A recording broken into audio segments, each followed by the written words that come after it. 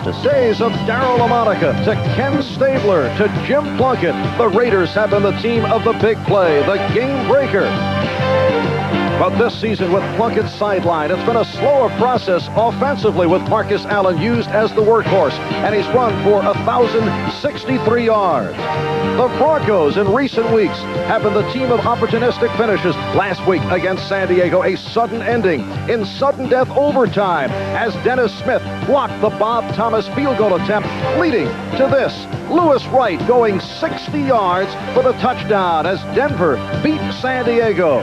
So the Broncos now 8-3 on top of the AFC West. One full game in front of the 7-4 Los Angeles Raiders.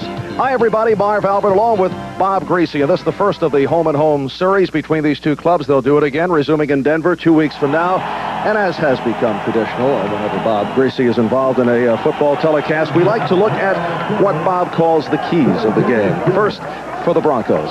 Well, Denver has to be able to establish some kind of a running game, Marv. Dan Reeves said coming into the game that the Raiders rushed the passers on all 3 downs. It's going to be tough for the Broncos to do that today because they're missing their star running back, Sammy Winder. And Winder out at least 2 weeks because of arthroscopic knee surgery. Raiders have a couple of injuries. Lyle Alzado sideline, and the safeties, Van McElroy and Mike Davis, sitting it out. What about the Raiders? What are the keys? The Raiders have to have a good game from Mark Wilson. They rely a lot on Marcus Allen and Todd Christensen, but he has to spread the load. He has to get the ball to his young wide receivers a little bit and spread the load of the offense. So it will be the Los Angeles Raiders and the Denver Broncos. And is this Raider-type weather? It is a rainy, nasty day at the Los Angeles Coliseum.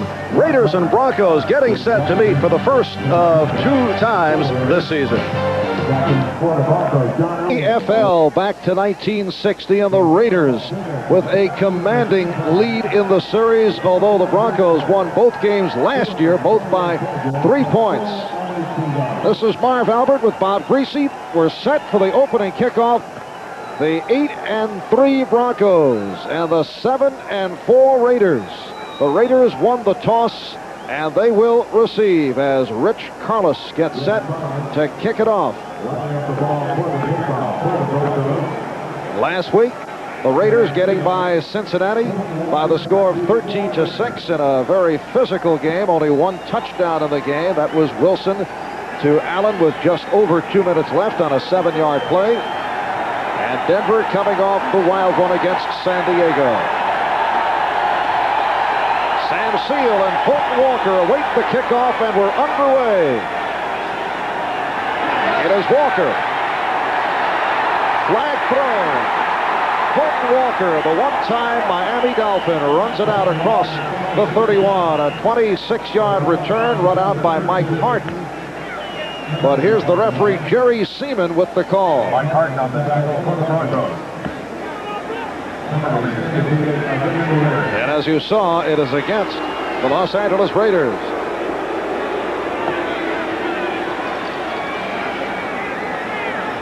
So Mark Wilson getting set.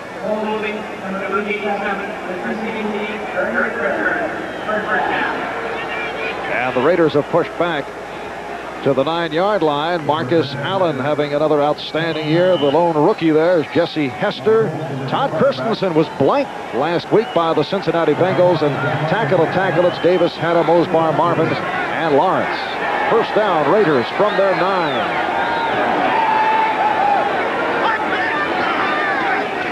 And it's Allen. It was all Marcus Allen last week. Reuben Carter, the nose tackle, and Rulon Jones combining.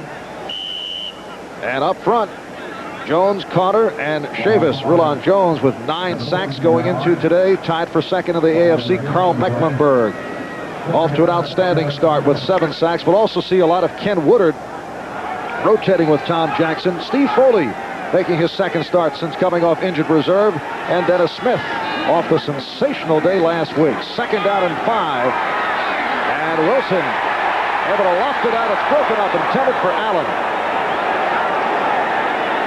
Nice touch, though, by Wilson trying to hit Allen. Ricky Hundley, the linebacker, backing up and got a piece of it. Let's check out the Grisey scouting report.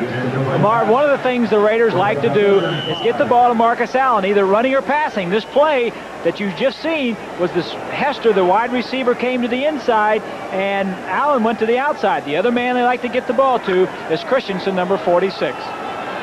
And as I mentioned, had their troubles getting the ball to Todd Christensen last week. It's a 3rd and 5 from the 14.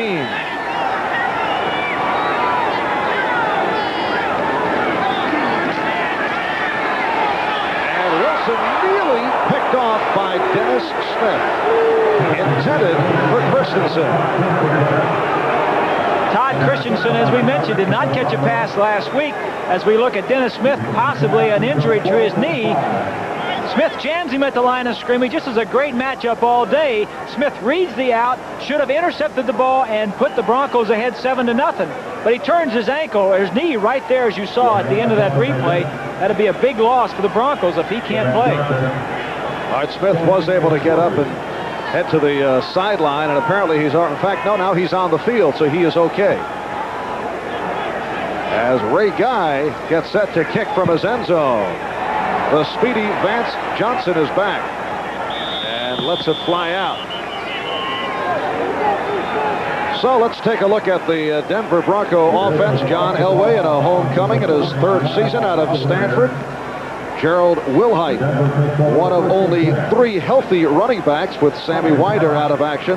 You see the rookie Vance Johnson, and they go with the H-back and the tight end and Wright and Kay, and they have been looking for the tight ends the last couple of weeks.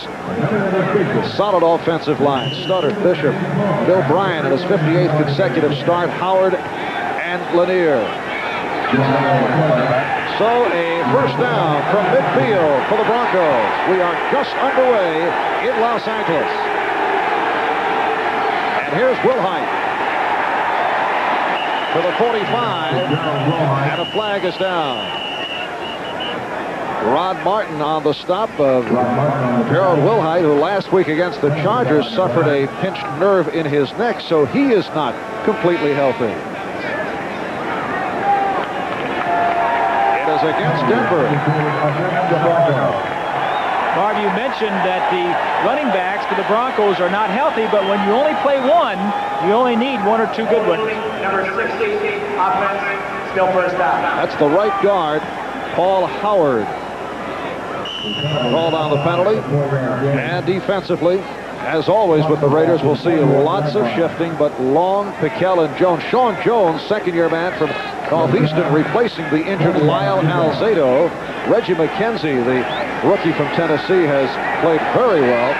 And Stacy Turan and Otis McKinney for the injured Mike Davis and Van McElroy. First down and 20 from the 41.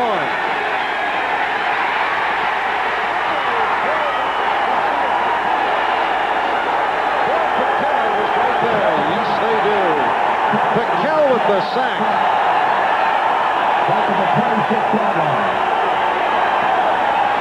Marv, both quarterbacks have been confused in their first series of plays. The Raiders doing something a little differently. Man-to-man coverage. It was a screen to Elway's right side, and with man coverage, there's a defensive back right in the receiver's face. He couldn't throw the screen, and as soon as Elway saw that it was man coverage, he should have looked somewhere else. Poor read on Elway's part, but Wilson earlier was also confused. 7.5 sacks on the season for Piquel. 2nd and very long from the 27. It's Wilhite out to the 35, and this crowd is with it this week as opposed to the uninspired crowd that we heard here last week when the Raiders took on the Cincinnati Bengals. One of the men in the defensive line the Bengals will be concerned about is 75 Howie Long. He moves wherever the defensive coaches want him, usually over who they think he can rush the best. But there you see number 70, Studdard, getting a great block, helping Bishop, and he was not a factor. 3rd down at about 25. That's Watson in motion. And this is Sewell. the rookie from Oklahoma. Stopped by Jeff Barnes, who followed him across. Sewell running a little tentatively. When you have a Sammy Winder injured and a Gene Lang, who would normally be the next man in there, when you drop off to Will Hyde and Sewell, you really lose something. The point I was making a little bit earlier, when you only play one back, you only need one healthy one. Maybe they can get a full game out of the two healthy ones that they have today. Well, Lang also bothered by an ankle sprain. You see Fulton Walker awaiting this punt. Chris Norman in his second year out of South Carolina from his 25. And Walker moves up. He's to the 35.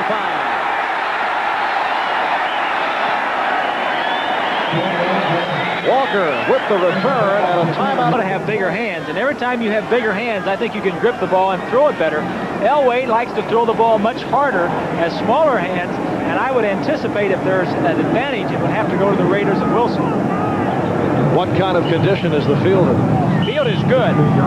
There was a ball game here yesterday, USC and UCLA. It did not rain during that game. The field is firm. It started raining about 10 to 12 minutes before game time, so it's good field. It's a little slippery right now. 32-yard punt by Norman, a 16-yard return, so the first down from the 43. Wilson with the time. Jesse Hester on the deflection could not hang on. He had a second shot at it as Dennis Smith got a piece of it. First down pass. The Raiders want to loosen everybody up, fake the draw to Marcus Allen, and then a square in. Not a very well thrown ball. As we said, the ball's probably wet. The grass is wet. And even if the officials dry the football off, as soon as they put it down, the bottom of it is going to be wet. Second down play. Mark Wilson 0 for 3. He's been intercepted 9 times his last 4 games. Marcus Allen on a delay to the 49. Stopped by the inside linebacker, Steve Busick. We're early first quarter with no score at the Coliseum. The Patriots have come from behind. They've tied the Jets at 13. And Tony Eason has relieved the injured Steve Grogan. That's the final score. Miami knocking off Buffalo 23-14. Chicago winning big over Atlanta, and the Refrigerator did score from a yard out.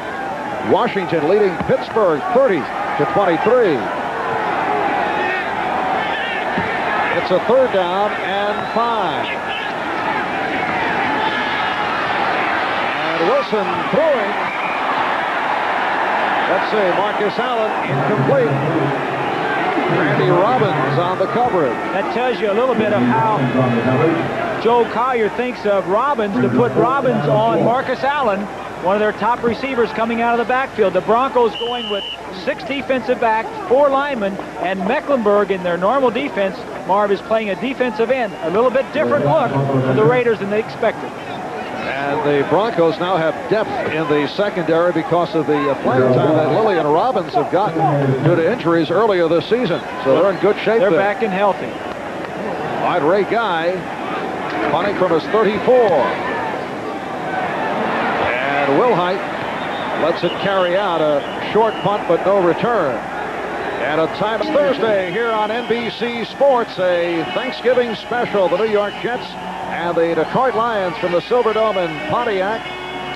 12 o'clock Eastern time. It'll get underway with NFL 85 and host Bob Costas and Dick Enberg. And Merlin Olsen will be joined by Bob Greasy and the Telestrator. Or is it the Telestrator and Bob Greasy? Instead of a turkey under my arm, I'm going to throw this Telestrator and head on up to Detroit.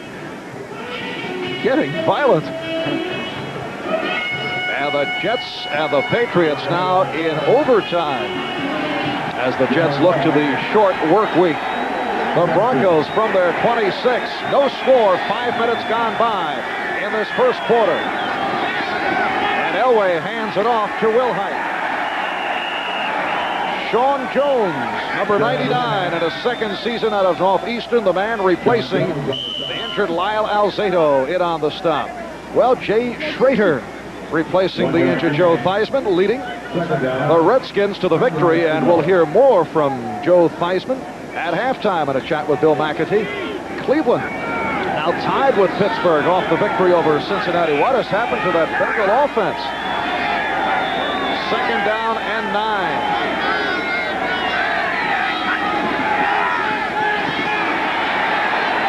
has been thrown. Incomplete. Lester Hayes with the coverage and a nice leap. Steve Watson, the intended receiver. Lester showing his dexterity. Let's see, last year Hayes was referring to Elway because he throws so hard and so effectively as Goose Gossage Elway. Now this season, Lester, a man who always, a man of his times, calls him Goose Gooden Elway.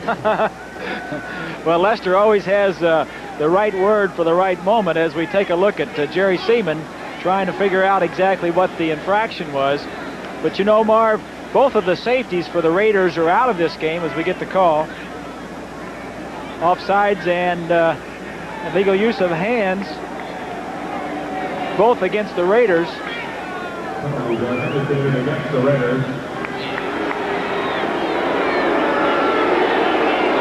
Here's Lester Hayes with a Ronaldo Nehemiah type leap. Very nice. I think he got a little bit of a pull from Watson over there.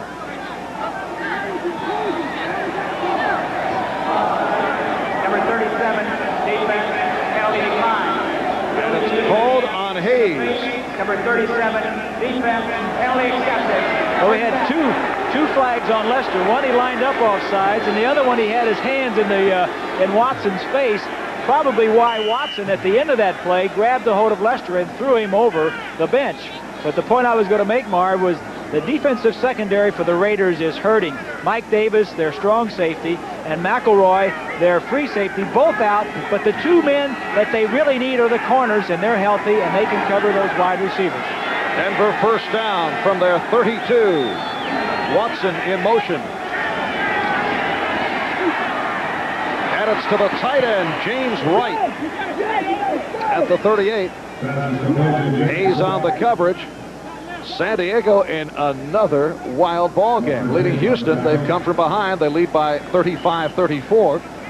Detroit and Tampa Bay go to overtime, so we have two overtime games going. And that's a final. New Orleans over Minnesota, 30-23. Cardinals over the Giants in the first quarter. 2nd and 5. Ball spotted at the 37. And again, Elway to his right.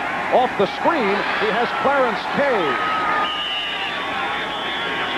And has a first down. Hayes on the tackle of Kay. It's a well-designed play, Marv. Elway fakes a pitch to his left side and gets the linebacker coming across, and Kay, initially blocking the linebacker, slips out. You take a look at it, fakes the pitch. That holds the linebackers and also McKinney, and now Kay slips out in the to the sideline. You see a trend here. Kay and also Wright catching passes early in the game. John Reeves wanting to throw to people that they don't normally throw a lot of passes to. You mean Dan Reeves? Dan Reeves. Switchboard lighting up immediately. Wilhite and some extracurricular activity. Harold Wilhite out near midfield. Just under 8 minutes left in this first quarter. And we have no score. Raiders and Broncos, first of two meetings this year. They'll do it again at Mile High in Denver in 2 weeks. There's Turan, Stacy Turan. They don't use him to cover as much as they do to force the run. Davis, who he's playing for, was a very good hitter and a very tough force man. 2nd down and 10. Wilhite. As you see, the Broncos attempting to establish the running game. We said going into the game, Marv, they wanted to establish the run. And again, a flag thrown.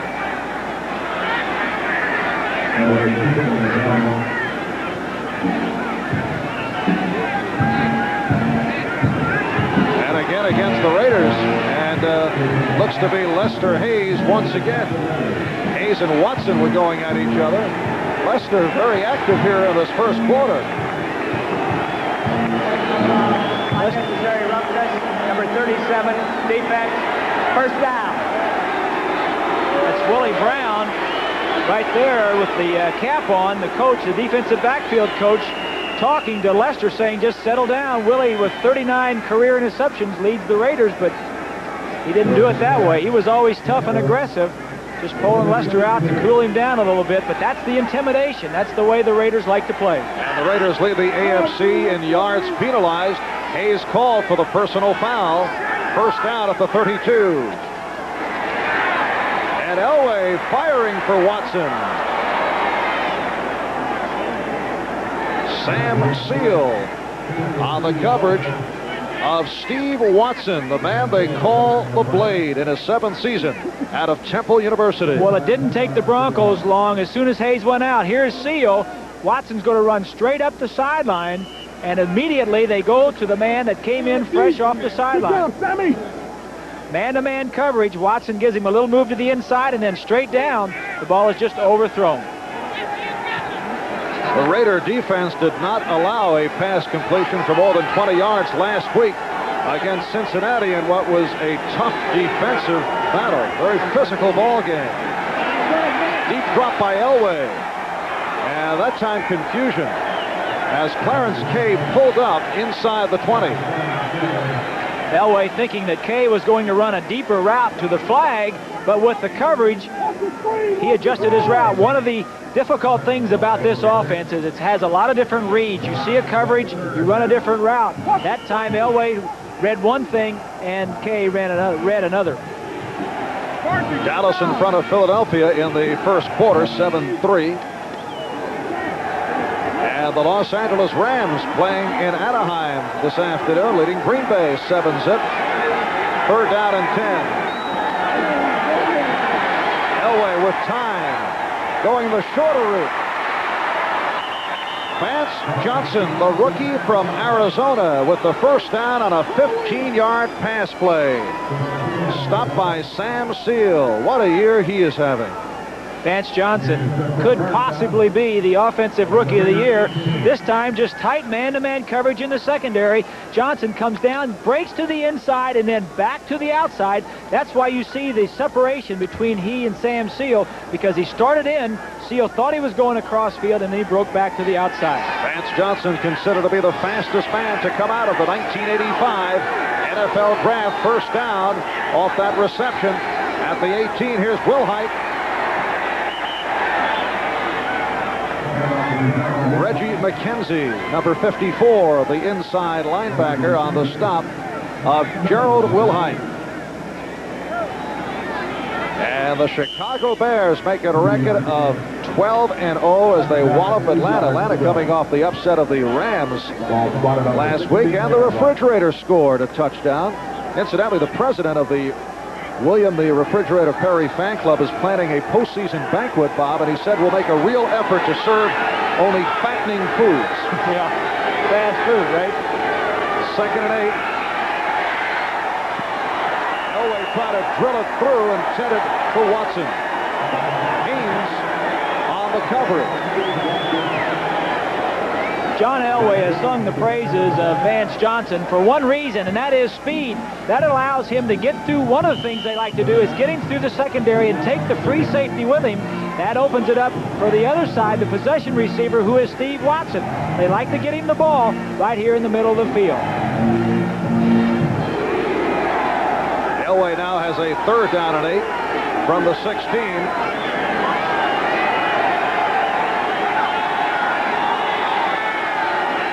That is Watson, 81, coming across. Elway looking that way, then goes the middle, and has it. Let's see where they spot it. It is a touchdown. A 16-yard touchdown pass play. And the Broncos take a 6-0 lead as he split through Turan and McKinney. Watch the two safeties now back here. The two safeties are just playing deep. Now you'll see the receivers come down. They're man-to-man coverage down here shallow, but the safeties are supposed to help out. Watson will break to the outside and then come back in. There you go, right in front of the safeties. One of the things they miss by having those two safeties out of the ballgame. And Rich Carlos connects Pass on the extra point. 11 plays, 74 yards, 5 minutes and 11 seconds, capped off by the touchdown. Who moments ago caught his 4th touchdown pass of the season. Elway throwing number 16. And a drive that took some time, 5 minutes, 11 seconds. Steve Watson has said that with that more speed in the lineup with Vance Johnson, he's getting a lot of attention, and Watson has caught more passes in the last 2 weeks than he has in a long time, and he attributes that to Johnson. High short kickoff by Carlos, and here's Fulton Walker on the return. And a good one.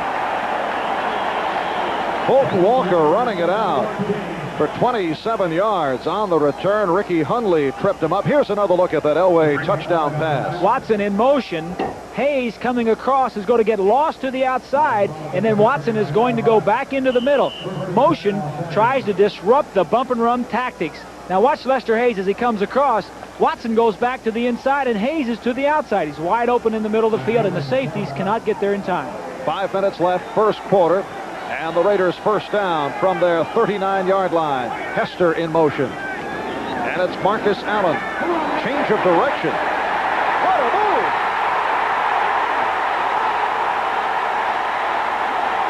Marcus Allen goes the distance.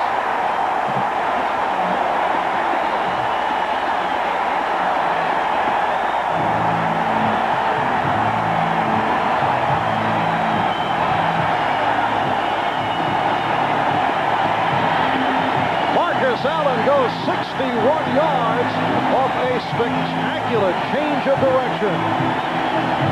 Dan Reeves shakes his head, kind of smiles, and says, coming in, we knew we had to stop Marcus Allen. Take him out of the game.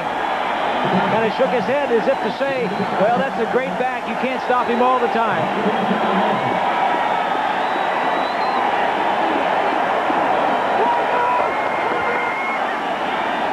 Marcus Allen with 11 touchdowns in all this season. And that is his longest run in regular season NFL play. We're tied at 7 as Chris Barr puts it right through.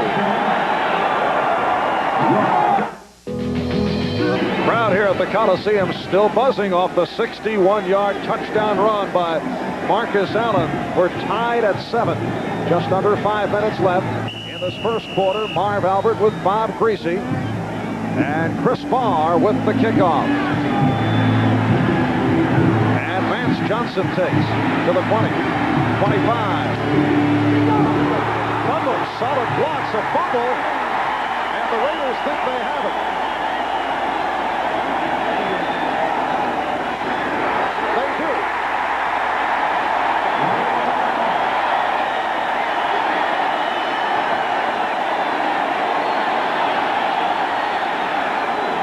You know, normally, Marv, when you're playing at home, the crowd is your 12th man. But take a look at the umpire, Rick Stewart, right here.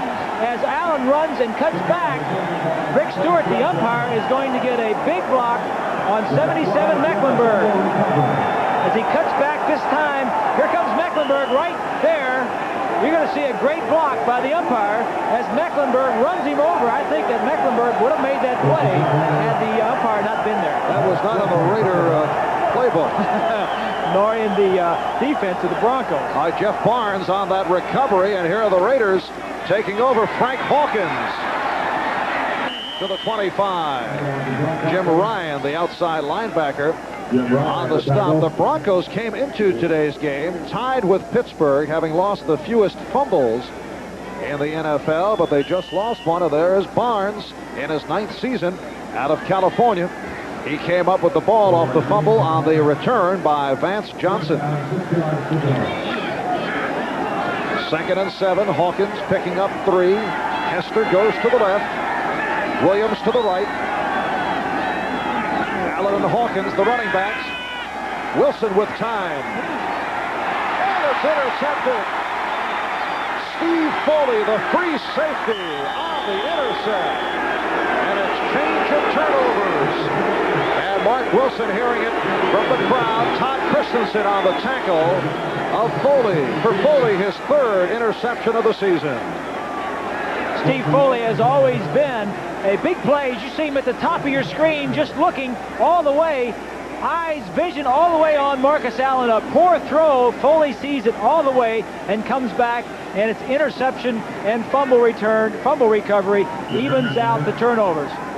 Ball was way overthrown. Crossing patterns going over the middle of the field. Foley didn't know who to go with, stayed at home and made the interception.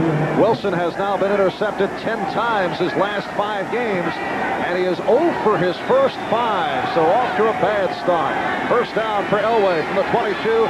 Wilhite up the middle. Out to the 30. Gerald Wilhite, who earlier this year was bothered by a knee problem. Last week suffered that pinched nerve in his neck. In his 4th season out of San Jose State. And a Bronco, as you can see, is down. McKenzie and Turan on the stop of Wilhite. And it looks like the tight end Clarence Kay. 3:40 remaining in this first quarter. It has been action-packed. Marcus Allen, 61-yard run. Elway capping off a good Denver drive by connecting with Watson. You know, Marv, we did the game here last week, Cincinnati at the Raiders, and I kind of got the feeling that Cincinnati was a little bit intimidated. You don't get that feeling with the Broncos. The Broncos in the same division, the Western Division, playing the Raiders twice a year for the last how many ever years. You don't have that same intimidation of the teams when you play them twice a year. You get to know each other. It's like playing your back next door neighbor. Check of the scoreboard. Philadelphia leading Dallas. Rams over Green Bay in the second. And Kansas City leading Indianapolis. Kansas City trying to stop that 7-game losing streak.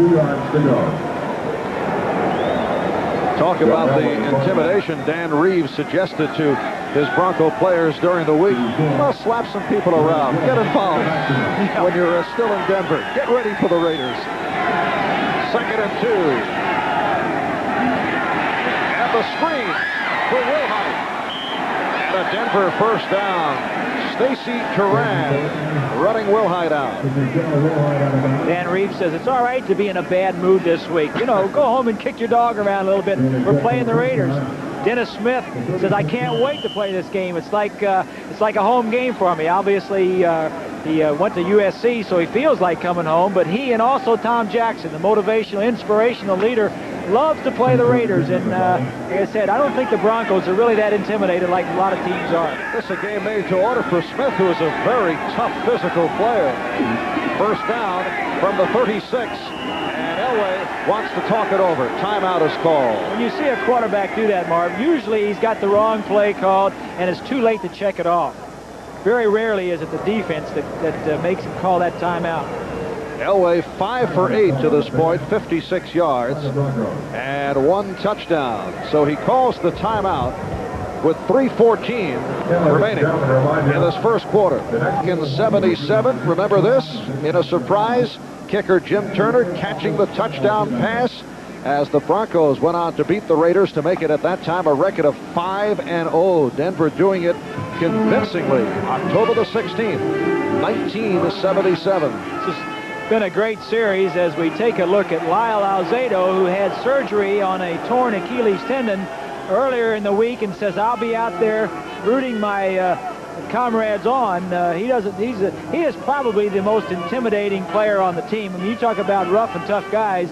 Lyle really isn't that way, but he comes across that way. A cast with some wrapping on it to keep it from coming off. I'm sure Alzado, if he gets in there a few weeks from now and he doesn't like that cast, he'll dunk it in a swimming pool or a tub of water and get the thing off anyway. But for now, it's protected. Report on tight end Clarence Kay, who was knocked down just a moment ago. The wind was knocked out of him, but he's okay. And will return. And set to resume. First down from the 36. And it's Steve Sewell on the draw. And you see the Raiders with the gang tackle led by inside linebacker Matt Millen. And the outside man, number 91, Brad Van Pelt. Steve Sewell, a rookie from Oklahoma, had a strong game some 5 weeks back against the Kansas City Chiefs when Sammy Winder had the flu and was a last-minute scratch. He's averaging about 3 yards per carry. 2nd and 7. That's Sampson, 84. Elway looking for Sampson. Underthrew. Mike Haynes on the coverage, and the Jets defeat the Patriots in overtime, 16-13. So the Jets now with a record of 9-3, and they are by themselves on top in the AFC East. New England at 8-4. Miami with the victory. They too are 8 up, 4 down. And the Jets will take on the Detroit Lions Thanksgiving Day here on NBC this coming Thursday. 3rd down and 7. Again, Sampson in motion. Elway running out of trouble. And has the 1st down and additional yardage. John Elway, who averages 5.5 yards per carry, leading all NFL quarterbacks in that department, runs 15 yards for the 1st down. This is the one thing John Elway has above all the other quarterbacks in the league.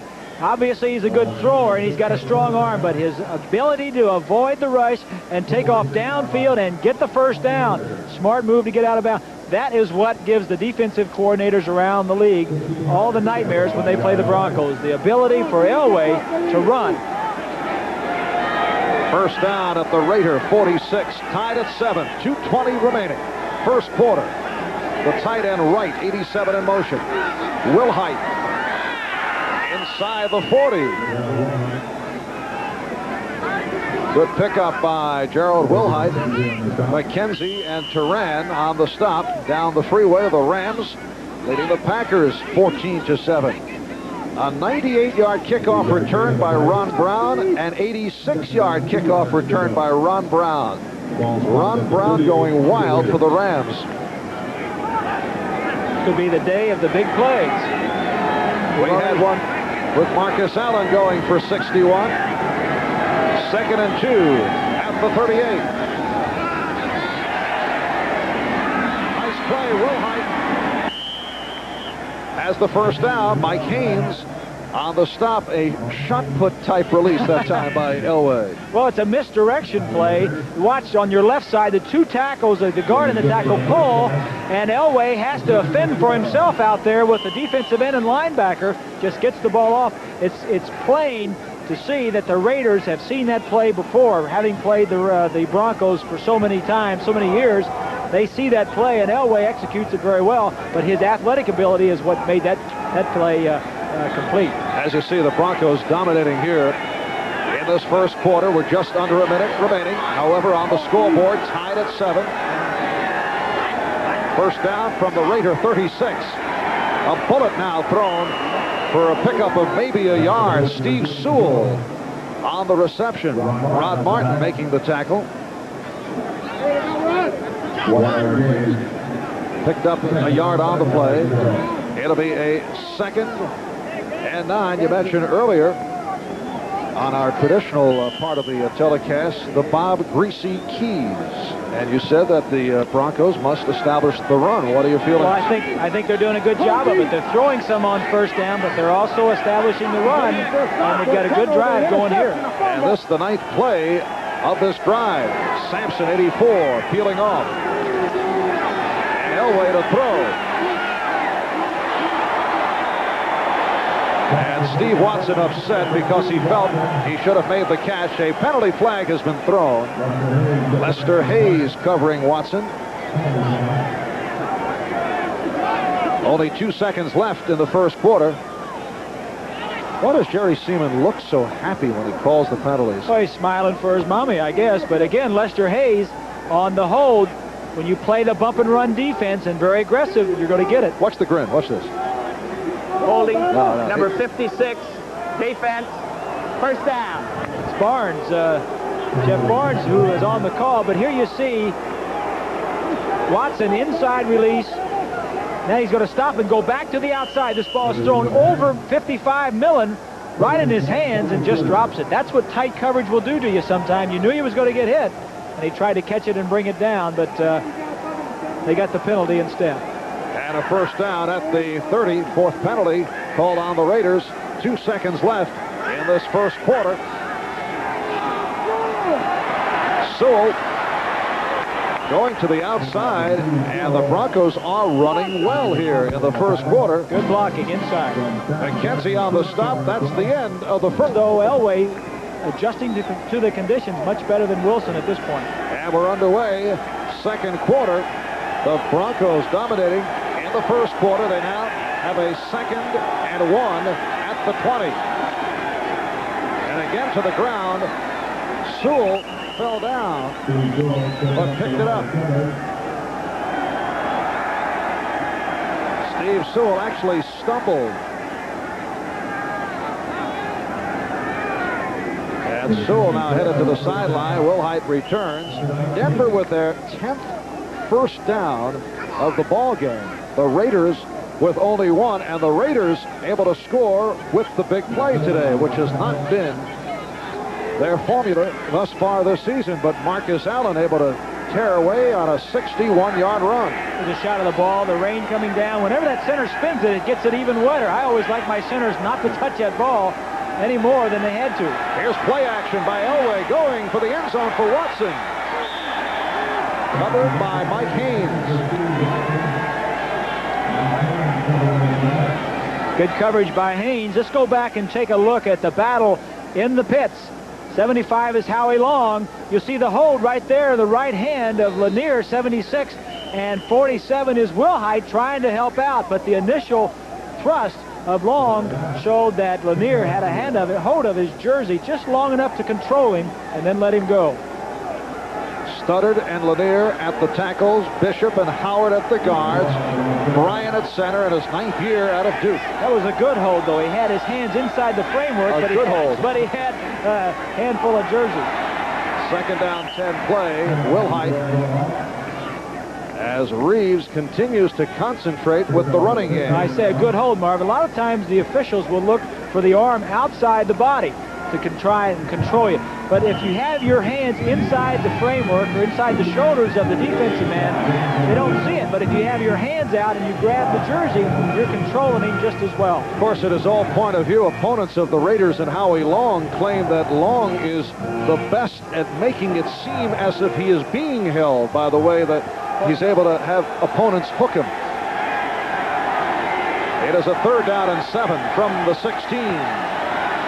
Elway on the roll and fires for Sampson and has another first down. Nice catch by Clint Sampson in his 3rd year out of San Diego State. Picked up 9, and it will be a 1st and goal for Denver. You're seeing the whole package of John Elway here in the first quarter and a half. Outside the pocket gives him more time to throw, and also the defensive backs, as you see right there, they're expecting the ball to come from the inside part of the field. Thought they had good coverage. He's outside in a direct line with Sampson, and the ball was complete. Good play by Elway. Watson to the left, 1st and goal from the 7. That is right in motion. And Wilhite hit by Long. Howie Long saw it all the way. You just can't stop Howie Long. They're going to move him around. Here he's getting inside the block of Lanier and makes the big play. This is what the Raiders need at this point down there. Somebody to come in and stop that running and make some big plays and put pressure on Elway. The first thing you have to do to Elway is contain him, not let him get outside the pocket. Of course, the Broncos have designed rollouts to get him out there, but the thing that the Raiders want to do is contain him because he's much more dangerous outside the pocket than he is inside. Denver lost 2 on the play, and Elway may have called a time. Let's see. Yes, he did. And again, looking to talk it over. So Denver with the timeout. We'll be right back. 15th play of the drive for Denver. 2nd and goal from the 9. Elway flipping it in desperation, intended for Wilhite, who claims he was being held back.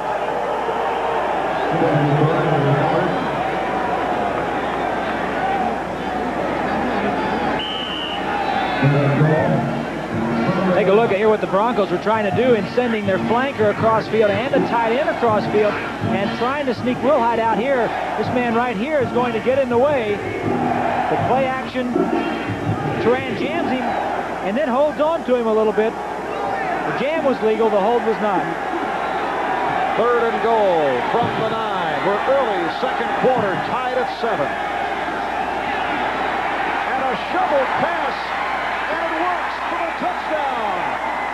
What a play. Will Hyde goes 9 yards for the score.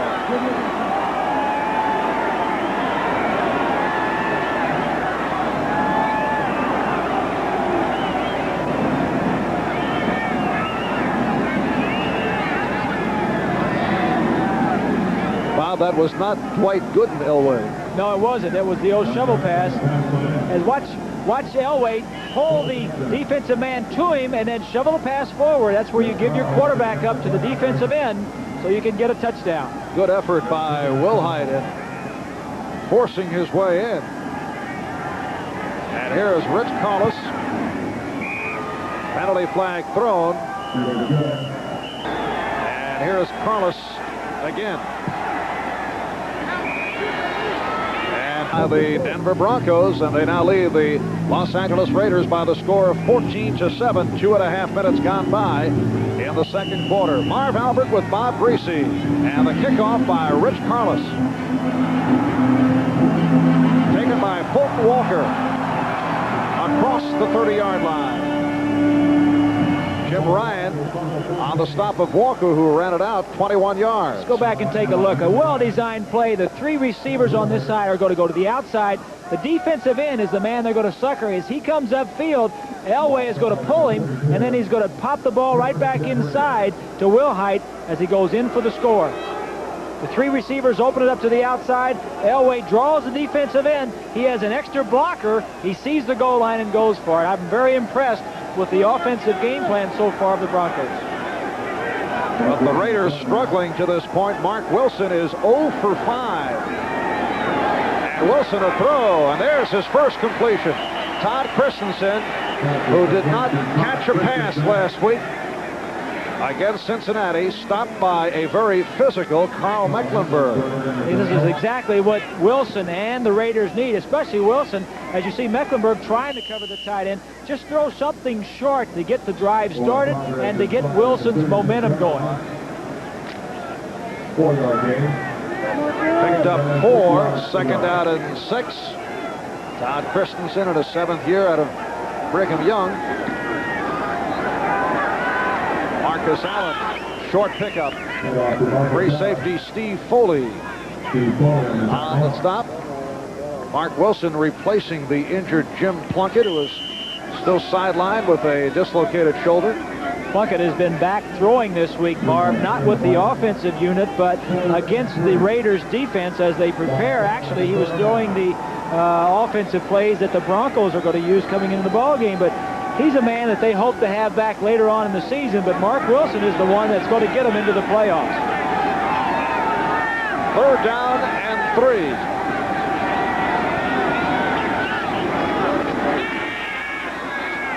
And Wilson goes to middle. Doki Williams on a long gator inside the 35. Brought down by Steve Wilson, a 28-yard play. Good play calling. Tom Flores not throwing the ball deep and not holding the ball real long, as the Raiders have a tendency to do, but a crossing pattern by a wide receiver, Doki Williams, with a lot of speed. Get him the ball, get something going, and now they've got the ball in good field position. Doki Williams has, as you say, the good speed, also has the jumping ability, but he has been inconsistent. Last week against the Bengals, he caught 4 but dropped several. First down for the 33. Marcus Allen picked up a couple. Rulon Jones on the stop. 5 carries, 77 yards for Allen. 61 on that touchdown run. 75. Rulon Jones throws the tackle. Davis out of the way, gets across and gets a piece of it. Jones probably having his best year of his career. Dan Reeves says he's been steady all year and just having an outstanding year. 9 sacks for Rulon to lead the Broncos. Last year led with 11. Second down and 8. Deep drop by Wilson. And again, the completion for a first down to Doki Williams. So Mark Wilson, after going 0 for 5, has caught fire. I think what has happened, Marv, is that the offense has kind of said, hey, we've had a long rest on the bench. Let's go out there and execute some plays. You don't need a lot of skill to do this. Good protection. Doki goes down and gets position on the defensive back and comes back to the ball.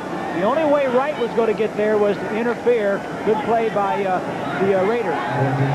14-yard advance and a first down at the Denver 17.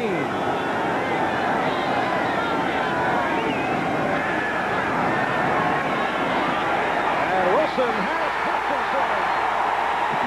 Touchdown.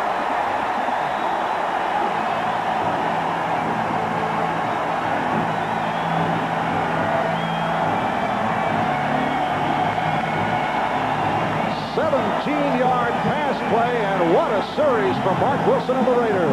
Watch this move, and out and up. You saw him look back, and that was the key. When he looked back for the ball, Wilson thought the ball was coming. Now that's, you know, that had to come from some film study during the week for them to know that that would work down in that area of the field. I'll tell you a little bit about the character of the Raiders, having the ball stuffed down their throat the entire way. The offense comes back and not doing much and puts the score on the board. And Chris Farr trying to even it,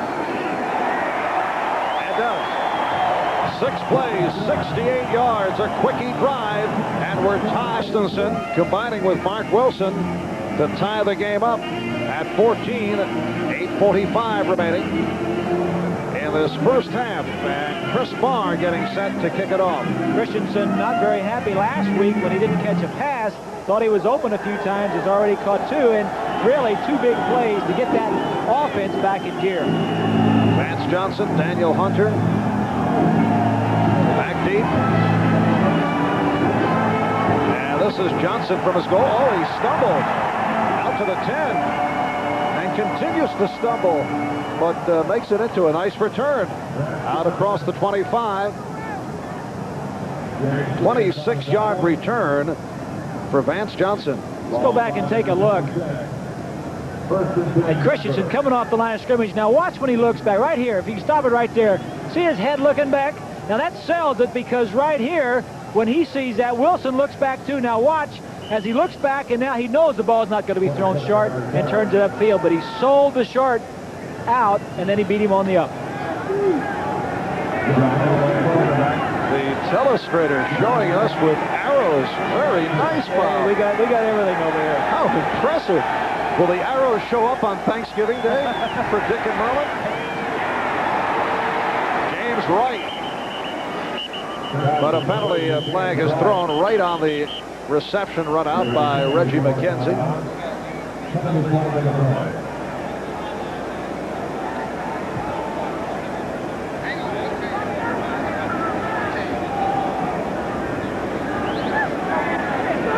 And it's against the Raiders.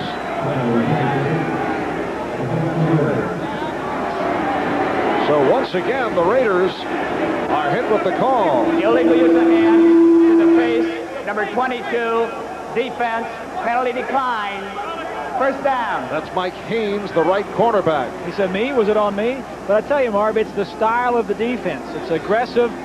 They bump and run, the wide receivers. Denver's defense is not that way. It's more of a bend but don't break. And I think the Raiders, having had 5 Pro Bowlers on the defensive team, is more of an individual type of defense. The Broncos have excellent players, but they don't play the same style, so they really don't get the recognition that some of the Raiders do. Will Height, the lone deep back. Johnson in motion. And here's Will Height.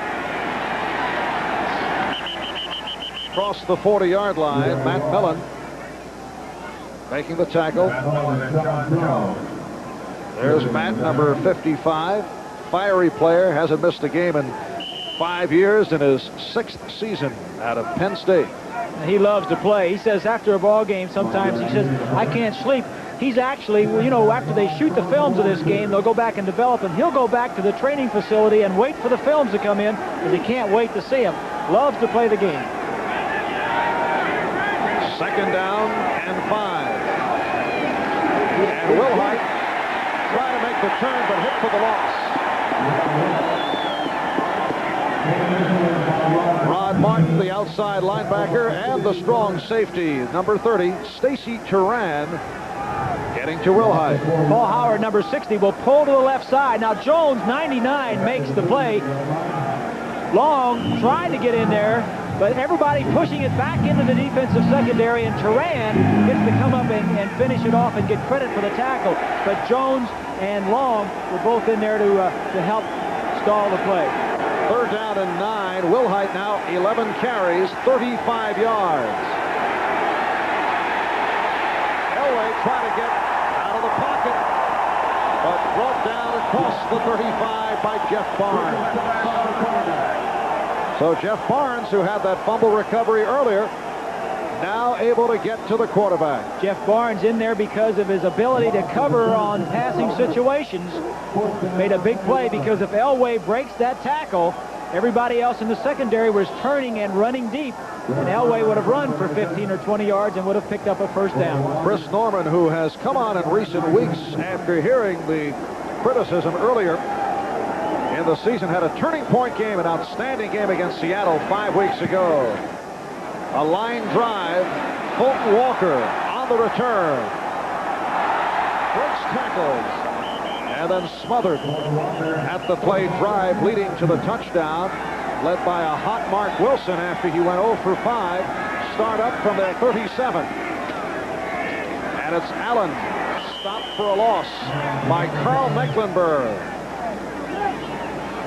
The Broncos defensive coordinator Joel Collier mixing up his defenses. Mecklenburg is the key. Sometimes he'll be in the line. Sometimes he'll be at a linebacker. He'll be anywhere in that defensive line, and they're doing a good job mixing it up. Jim Plunkett on the sideline, smiling. Hopes to get back in a couple of weeks and possibly help this team later on in the season. Plunkett out with a separated shoulder.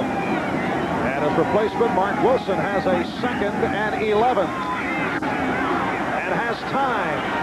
A bullet. And Allen to midfield for the 1st down. Well, Wilson gambling as he drove that one through a couple of defenders and hit Allen.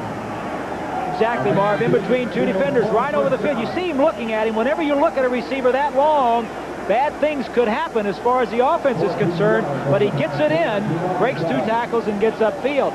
When you look at a receiver, also the defensive backs who are looking at you are going to go to that receiver, and he got it in there. At least 1 catch for 39 consecutive games for Marcus Allen. And now Allen on the ground, picking his way for 5. Reuben Carter, the nose tackle, making the stop. It'll be a 2nd down and 5. Reuben Carter, 68, and Mosbar, 72. The fight goes on in the middle as you see Mosbar with a handful of jersey. But that's where the running game starts and finishes as far as the offense and defense. If you can control the nose, you can run up the middle, and if the nose man controls the center, then you're going to have a guard from one side or the other, double team on the nose and on the nose, and you're going to have somebody open to make the tackle. 2nd and 5 for the Raiders. That's Allen peeling off. And Wilson going deep for Hester. And that was a sure touchdown, but Hester could not hang on. You see the disgust in Mark Wilson's face. He has taken some abuse from the fans for the last several weeks. You can't throw it much better than this. It's a little bit to the inside, but Hester is already beyond him, so it's all right. You've got to catch these balls. He had it, but he didn't hold on to it.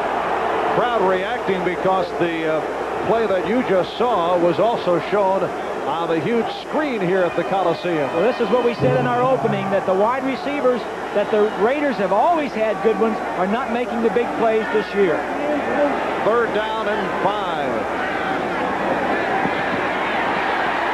And Wilson is stopped. He could not get away. Mecklenburg with the ankle tackle. Mecklenburg moving around. This time is the right defensive end along with Rulon Jones. Jones comes outside and Mecklenburg goes inside, and that forces Wilson out. This is the big difference, Marv. When I started playing, you could outrun those defensive linemen, and when I quit, you couldn't. I don't know if they got faster or if I got slower. Probably a little of both. Let's see, using yourself as the measuring stick. Mecklenburg now with 8 sacks on the season. And the punt by Ray Guy.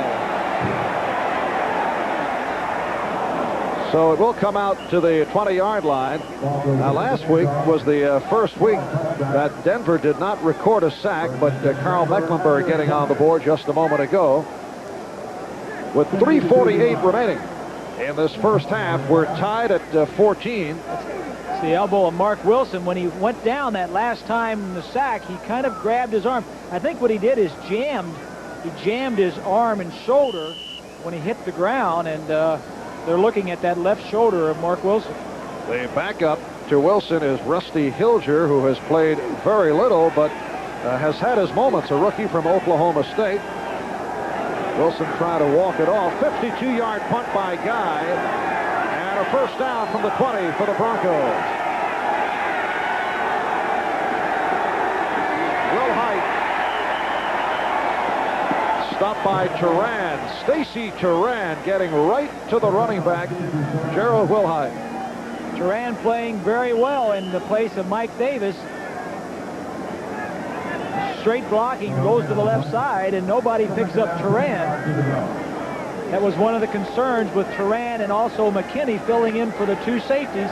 They need to come up and force the run. That's their safeties do that a lot. In fact, McElroy and Davis were the 3rd and 4th tacklers on the ball club. 2nd and 10 from the 20. Wilhite with a hole. Picked up 4. Millen and Piquel combined. On the scoreboard, Phil Simms just hit Lionel Manuel and a 10-3 Giant lead in the second quarter. 31-yard touchdown pass. Dallas leading Philadelphia, so Dallas at 7-4 and the Giants at 7-4. The Rams playing at Anaheim today, leading Green Bay 14-7 off those Ron Brown kickoff returns. One for 98 yards and another for 86 yards. 3rd down and 6 from the 24. That is Watson in motion. And again the shovel. And it's incomplete. The Raiders claiming it should be a fumble. That was a very dangerous maneuver by Elway because a lot of black jerseys were there. The Raiders say you can do it to me one time, but don't try it twice. Sean Jones, all 6'7" of him. Elway's going to sprint to his left and hope to pull Jones up the field. Jones plays the guard. Howard coming to him, and actually the ball hits his leg. Not a lot of room for Elway to get that pass, and that's what it is, a forward pass in there.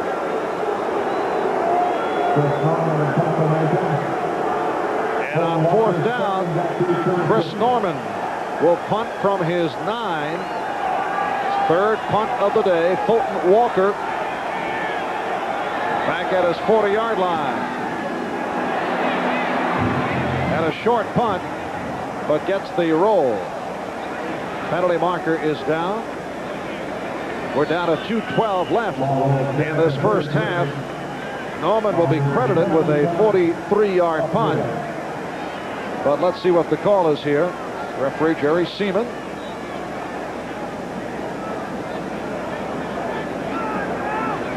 The umpire Rick Stewart, who threw the block earlier. And it is a holding penalty on the Raiders.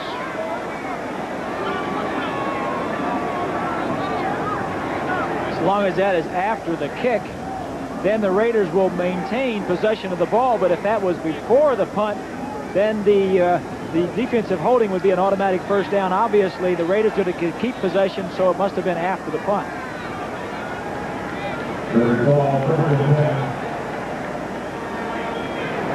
And a look at the Raider defensive unit. Number 87, receiving team, post-possession foul, first down. And that is Trey Junkin A backup tight end called on what has been labeled the post-possession foul. Special I performance. believe that's Earl Leggett, the defensive line coach. Lyle Alzado over there talking to his buddies, trying to fire him up. Mark Wilson is all right. He is in there Ball spotted on the 22 after the penalty. as the Raiders take over at their 22-yard line. Play action. Wilson throwing on first down. And it was nearly picked off on the deflection by Mike Martin through the hands of Dokie Williams. Marv, you can tell the confidence building in Mark Wilson. And the way I could see it, he was, after he had the play fake, he was sitting back there and he was bouncing on his toes. He was not rushing it. He was very confident, waiting for his receiver to come open, and threw a good ball. And it was an area where you didn't have a lot of room to fit it in there, but it was a good throw, and you could just tell the confidence building in Mark Wilson. Wilson went 0 for his first 5, then hit 5 in a row. The first incompletion should have been a touchdown pass. Jesse Hester dropping it in the end zone. Second down play. Marcus Allen. Fancy footwork out to the 28. Tom Jackson, the inspirational leader of the Denver Broncos, making the tackle. 2 minutes left in the official huddle. What's going on? I've never seen that happen before. They must be getting together just to go over their notes. They keep track of all the fouls and all the timeouts and all the other stuff. Camaraderie. I don't know. Coming up at halftime, NFL 85, all the scores and highlights, and more of the Bill McAtee conversation with Washington Redskin injured quarterback Joe Theismann. Cliff Branch on the field for the first time today, along with Tim Moffitt. It's a 3rd down and 4 from the 28. Looking for Christensen and broke it up. Dennis Smith batting it down.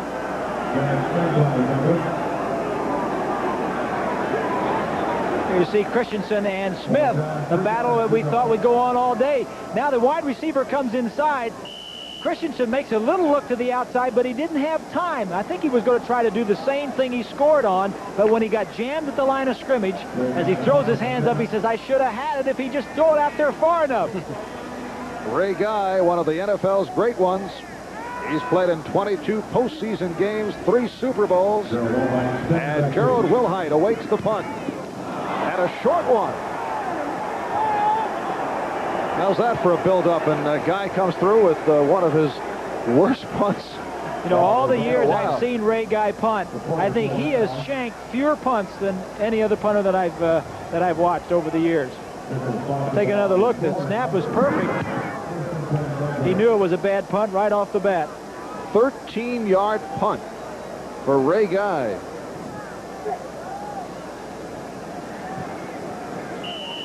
And this is a man who today went over 46,000 career yards, only the 6th punter in NFL history to do that. And he didn't do it with that type of punt. So the Broncos, first down from the Raider 41. Elway goes sideline for Watson. Run out by Lester Hayes.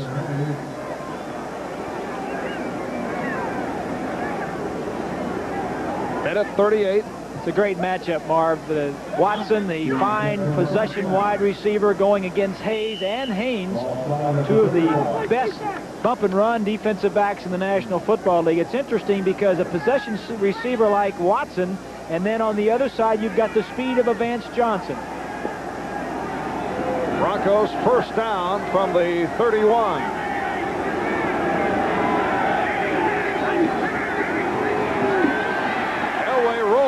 To his left and throwing. Vance Johnson with a spectacular catch. Otis McKinney on the coverage. Vance Johnson with his speed, excuse me, Marv, just releases to the inside and then goes back to the outside. Now Watson doesn't have the speed to do that, but Johnson with his quick release can get away with it. 25-yard pickup and a 1st and goal. Elway throws it away. Like to correct a mistake that Bob made earlier. mentioning that Ray Guy had 46,000 yards in career punting. How is 46,000 yards? Who said that, Marv? Al Locasal, who was always on the case, mentioned it was 4,000 yards. Yeah, we correct the error that you made. Yes, our crack staff doing wonders here. It'll be a 2nd and goal from the 6. A minute 6 remaining. First half, we're tied at 14.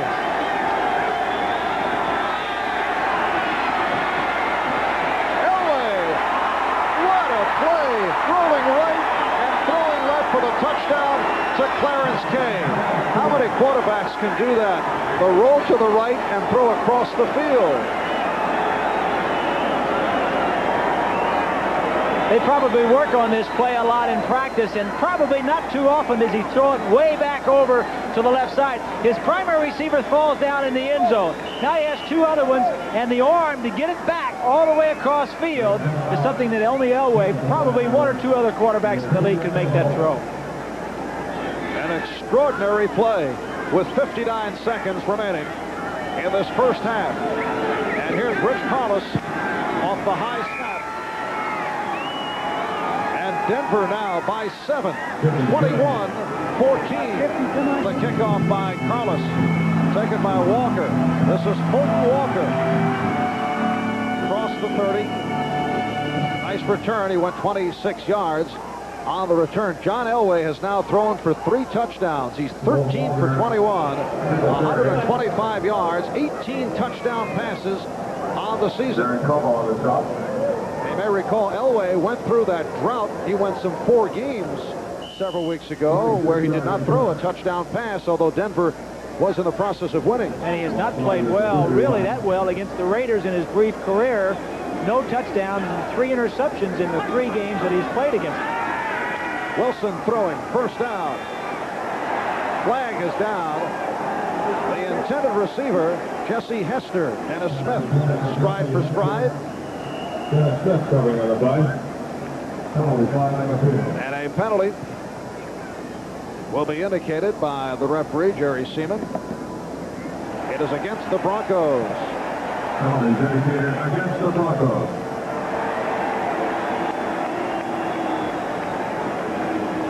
We are down to 46 seconds left in the half. Here's the call. Illegal contact, number 31, defense, first down. That's the quarterback, Mike Harden. Mike Harden having a good year as the only defensive back. Now you can jam him for 5 yards. I don't see anything there, so it must have been earlier. The official had to wait to see that the ball was thrown. And once it was thrown, he said you cannot jam him further downfield than 5 yards. First down for the 36. Wilson with the time. And almost intercepted by Dennis Smith. He had a better shot than the intended receiver, Jesse Hester.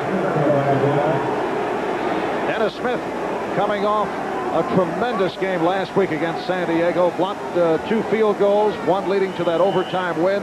Also knocked down 3 passes. Played his college ball at University of Southern California. Reeves says that he is really the best athlete in the secondary and maybe one of the best athletes on the team. He was injured a little bit earlier this year, and they really need him back in that lineup, and he's playing very well.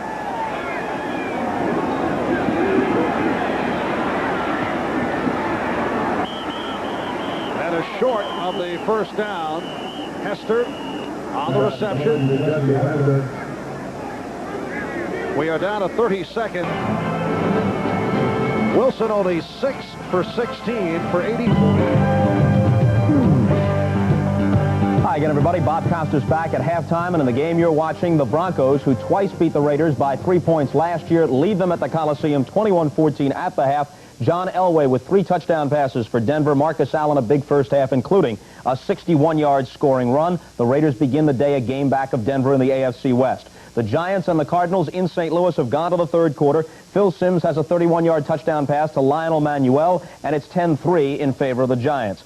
Dallas with 2 second-quarter touchdown passes from Danny White to Doug Cosby, leading Philadelphia 21-10. The Eagles are trying to sweep the Cowboys, 2 in a row in 1 season over them for the first time since 1964. Herman Hunter has a 74-yard scoring run in that game for the Eagles. The Rams and the Packers have gone to halftime in Anaheim. LA leads at 14-10. Both Los Angeles touchdowns, kick returns by Ron Brown. He brought back the opening kickoff 98 yards. Then after a Packers score, an 86-yard kick return for a touchdown. That ties him with the Eagles' Timmy Brown and Travis Williams, who did it for the Green Bay Packers with 2 kick returns in a single game for touchdowns. Kansas City has lost 7 in a row, but they're leading at home 17-0 at the half against the Indianapolis Colts. Earlier today, the Jets took undisputed possession of first place in the AFC East. They're now 9-3, a game in front of the Patriots and the Dolphins. They ended New England's 6-game winning streak by winning in overtime 16-13. Freeman McNeil did not play much for the Jets. Their big play offensively in regulation, 88-yard touchdown pass from Ken O'Brien to Wesley Walker. In the first half, Steve Grogan sprained his left knee. He departed. Tony Eason quarterbacked the Patriots the rest of the way. The Jets led 13-3. The Pats scored 10 times in the fourth quarter to close the game up at 13-13 and force overtime. And then this proved to be the winning play. Kurt Sohn brought back a punt 46 yards, and that gave the Jets field position for this field goal attempt by Pat Leahy. He boots it right through from 33 yards out, and it's time for Joe Walton and company to celebrate as they win a crucial game against the Patriots. Miami defeated Buffalo at Buffalo 23-14, 2 touchdown passes for Dan Marino. Up next for Miami, the Chicago Bears. The Bears are now 12-0. They will have to play the Dolphins next Monday night at the Orange Bowl, and Miami hardly ever loses at home, so it'll be a stiff test for Chicago, but you have to wonder who, if anybody, is ever going to stop them. In their last 3 games, the Bears have yielded 3 points. The Lions got a field goal a couple of weeks ago. Now they put together back-to-back shutouts, 44-0 at Dallas, 36-0 at home today against the Atlanta Falcons. Refrigerator Perry had his 3rd touchdown of the year, diving over from a yard out. And Walter Payton had better than 100 yards for the 7th consecutive game. That ties the record. He now shares it with O.J. Simpson and Earl Campbell, and Payton's performance included this 40-yard scoring run in the second quarter. 12-0 for the Chicago Bears. Most definitely the monsters of the Midway at this point. 36-0 the final today. Washington defeats Pittsburgh 30-23. Ken Jenkins brought back the opening kick of the game, 95 yards, not for a touchdown, but to the 3 for Washington. George Rogers took it over from there. Washington comes out on top by 7, and Pittsburgh's record is now 6-6. They're tied for first place in the AFC Central with the Browns, who with Gary Danielson at quarterback defeated Cincinnati today 24-6. Houston rallies and defeats San Diego in a remarkable game, 37-35. Wes Chandler caught an 11-yard scoring pass on a 4th down play from Dan Fouts with less than a minute to go, and it appeared that San Diego had won it on that one. However, on 4th and 15, Oliver Luck came back. He hit Tim Smith down to about the 33-yard line, and that set up this Tony Zendejas field goal with 7 seconds to play. He puts it through with room to spare, and Hugh Campbell's team has the victory, 37-35. Now, Houston and Cincinnati are a game back at 5-7, and the other 2 clubs, the Browns and the Steelers, both at 6-6 in the AFC Central. Tampa Bay, on Donald Ikwabuki's 4th field goal of the day, beats the Lions in overtime at Tampa Bay 19-10. The Bucs are now 2-10 on the year. It was Steve Young's debut as their starting quarterback, and with Earl Campbell rushing for 160 yards, the Saints half statistics. There you see the turnovers, 2-1. The Raiders only 6 first downs. Time of possession is big for the Broncos, and 6 of 16 for Mark Wilson. First half, I think, has been pretty inconsistent. That's about the way he came into the game. There were some spurts where he played very well, but then the other times, not so well. And it was a first half of streaks as Wilson missed his first 5 and then connected on 5 in a row. And I think Denver is pretty much on line to what we said going in. They have established some run, which has allowed Elway to have more time to throw. As far as Los Angeles, Wilson had that one good drive that really got him back in the ball game, but he's been inconsistent. And a key drop by the rookie Jesse Hester. Exactly. Could have been a touchdown. Wasn't Wilson's fault. Well thrown ball. But that's been their problem, as we alluded to at the top of the show. Elway 14 for 22, 128 yards, 3 touchdowns. Will Height has run 13 times for 39 yards, and he's caught 3 passes. And Marcus Allen, 88 yards on 8 carries, 1 for 61. So it carries right through, and they will bring it out. The Denver Broncos with a record of 8-3. They've won 2 in a row by virtue of wild endings over San Diego and San Francisco, while the Los Angeles Raiders 7-4 last week, getting by Cincinnati 13-6. Next Sunday, Raiders will play in Atlanta next Sunday.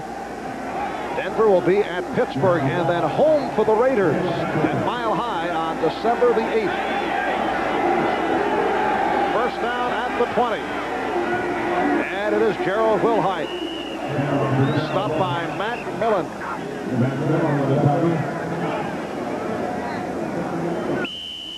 There you see, or you probably didn't see, there was a huddle there between Dan Reeves and Gary Kubiak, giving the signals to the quarterback, and they try to shield him from the other side so the Raiders can't pick him up.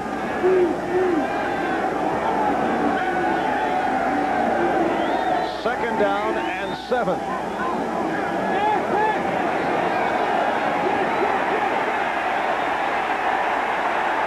Elway saw his receiver covered.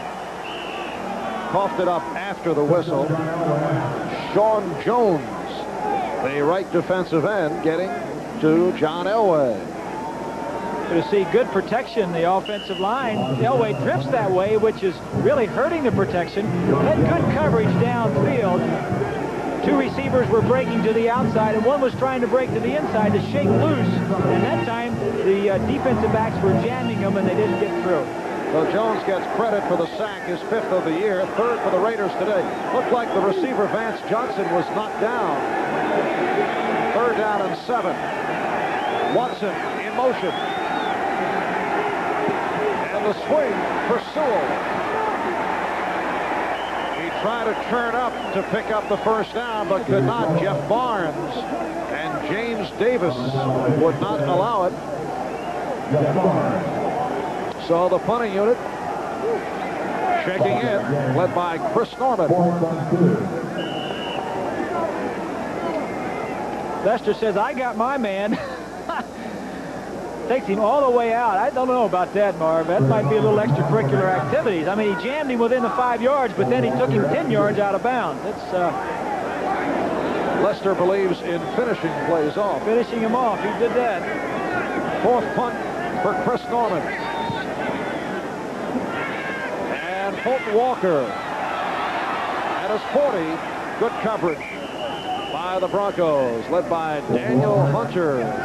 First-year man from Henderson State, 35-yard punt and a 6-yard return. And here's Mark Wilson. And the Raider offense are back on. Bruce Davis, Henry Lawrence at the tackles, Charlie Hanna, Mickey Marvin at the guards, Don Mosbaum at center. Yoki Williams to the right. Running backs, Marcus Allen, Frank Hawkins. And here's Allen. Good block by Hawkins. Carl Mecklenburg on the tackle of Marcus Allen. What a durable back this man is right here, Marv. I'll tell you, he always gets the ball. He carries it so much. As we take a look at Joel Collier in the orange cap, the defensive coordinator, the man who has been around for a long time, and as Dan Fouts said last week, he says week in and week out, every time I play the Broncos, they're always the best coached defense that I play against. 2nd down and 5. And Allen short of the first down. The free safety, Steve Foley, on the stop. Aside from Marcus Allen, Frank Hawkins has carried the ball only one time. That occurred last week against Cincinnati, where Kenny King carried it once for 6 yards. There you see the brass of the Raiders calling the offensive plays. Mark Wilson gets them directly from Tom Flores. Flores calling the offensive plays, and Joel Collier calling the defensive plays for the Broncos. It's a matchup of wits. And talking with Flores, he says Wilson actually likes this system a little bit better than calling them himself. 3rd down and 4. Raiders have the extra receiver, Tim Moffitt, now on the field. In motion is Doki Williams.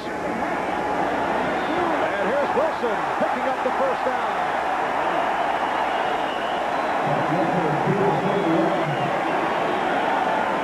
Well, Mark Wilson was given the center of the field, and he took advantage. You see the linebacker, 52, Woodard, run out of your screen. He's going to cover a man, so everybody's got a man downfield, and there's no one left to cover the quarterback. Take a look at the line play. Mecklenburg, 77, gets upfield. He and Jones are too far upfield, and Wilson says, I'm going north, and see you later. Picked up 10. Allen led by Hawkins. Allen breaks the tackle. Steve Foley could not contain him. And the Raiders now deep in Denver territory. What a great, great player this man is. I alluded to it a little early. Very durable. The Raiders lean on him. He has got to be one of the best running backs in the game, not only for his running ability, he can throw the football, and a great receiver coming out of the backfield. In fact, coming into this year, he had caught 4 more passes in 26 of the 41 games that he played in. Great receiver, great talent. 28-yard run, puts him over 100 on the day, as you saw. And they go right back to him. Steve Busick on the stop. You know, Marv, one of the problems of having such a good back is, as Allen in the backfield, you have a tendency to go to him too often. You don't want to go to him too much, but by the same token, you want to get him the ball so he can do some things with it. But you got to have that fine balance where you don't overuse him, but yet you don't underuse him. Do you think they overuse him? I think they're overusing him. They're depending on him too much. They need to spread the load, but the wide receivers have really let him down. They're just too young, and they haven't come through yet. Picked up 2, second down at 8, down at the 12. And the swing, it's Hawkins. Close to the first down marker, but short of a first down. Foley on the stop of Frank Hawkins coming out of the backfield. Dan Reeves has complete confidence in Collier in calling the defensive signals. He just handles the offense, does Reeves, as you see. Wilson looking downfield and then comes off to a secondary receiver. That's the way to do it. Look downfield, and if nothing's open, then drop it off. You read deep to short. You look downfield first, and then you come back to your shorter receivers. Third down and 1. Raiders go double tight end. Andy Parker has come on.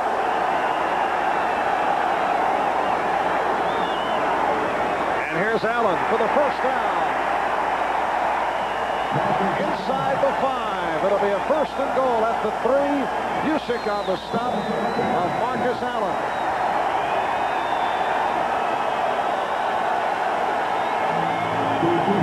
Marcus Allen has gone over 100 yards 7 times in 8 games, 7 out of the last 8.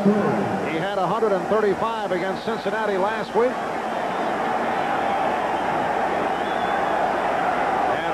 The Raiders first and goal from the 3.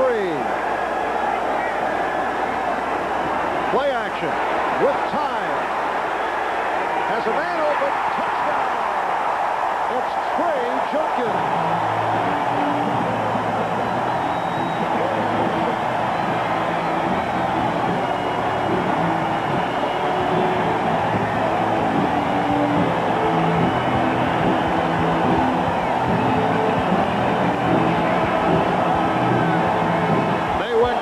Tight end Junkin in his 3rd year out of Louisiana Tech with his first touchdown. His 2nd catch as a pro. Used to be a linebacker. He probably caught more passes being a linebacker than he has as tight end.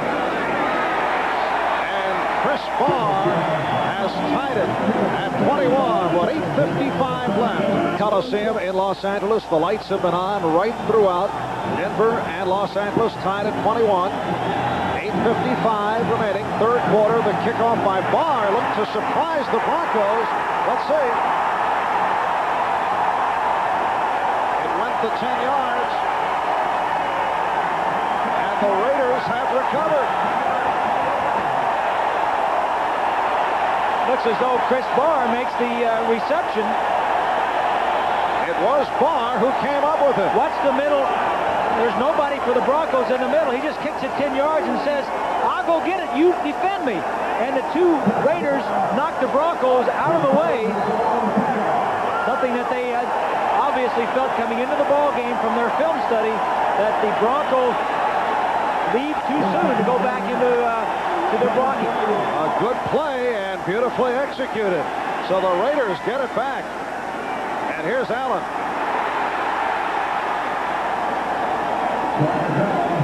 Short pickup. Steve Foley, the free safety, banking Allen at midfield.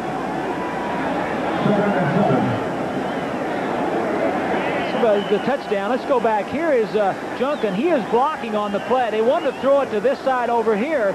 Now watch as Junkin, number 87, the fake is made by Wilson. He's blocking. He's blocking. Blocking all the way, and then all of a sudden, nobody is open, and Wilson runs to his right, and he slips out into the coverage. Ray Junkin signed as a free agent, played for the Redskins last year, and Wilson unleashing deep. Intended for Dokie Williams. They have the speed on the outside, Marv, that they have always had in Branch and all the other great wide receivers. They still like to throw the ball downfield to put pressure on the defensive team. They just haven't been hitting him either for one reason or the other. The receivers are dropping him, not getting open, or the quarterback not getting him the ball. And the quarterback, Mark Wilson, is 8 for 19, 94 yards, 2 touchdowns, 2 interceptions. And the Raider quarterbacks have never been a high percentage type of passer because they throw the ball deep so much. They're going to miss a lot of them, but when they do hit, it's usually for a big play. 3rd down, 7 from midfield. And Wilson sliding for the first down. Again, he had that big opening at the center of the field. Wilson seems to have been standing on the sideline watching Elway and the Bronco offense because he is saying, hey, if they're covered downfield, why don't I take off running? And that's exactly what he does. They are covered. It's man coverage. There is nobody assigned to Wilson, and he gets upfield for a big first down. 9-yard pickup, so he has run 3 times for 18 yards. First down at the Bronco 40. Allen finding the hole inside the 35.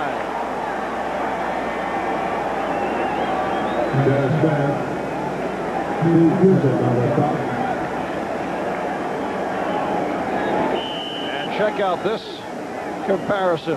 Marcus Allen has been a one-man gang. And he has had 2 impressive runs today. Earlier this third quarter for 28. In the first quarter, the 61-yard touchdown. 133 yards for Allen, all told today. And Wilson goes deep. Dennis Smith covering the rookie from Florida State, Jesse Hester.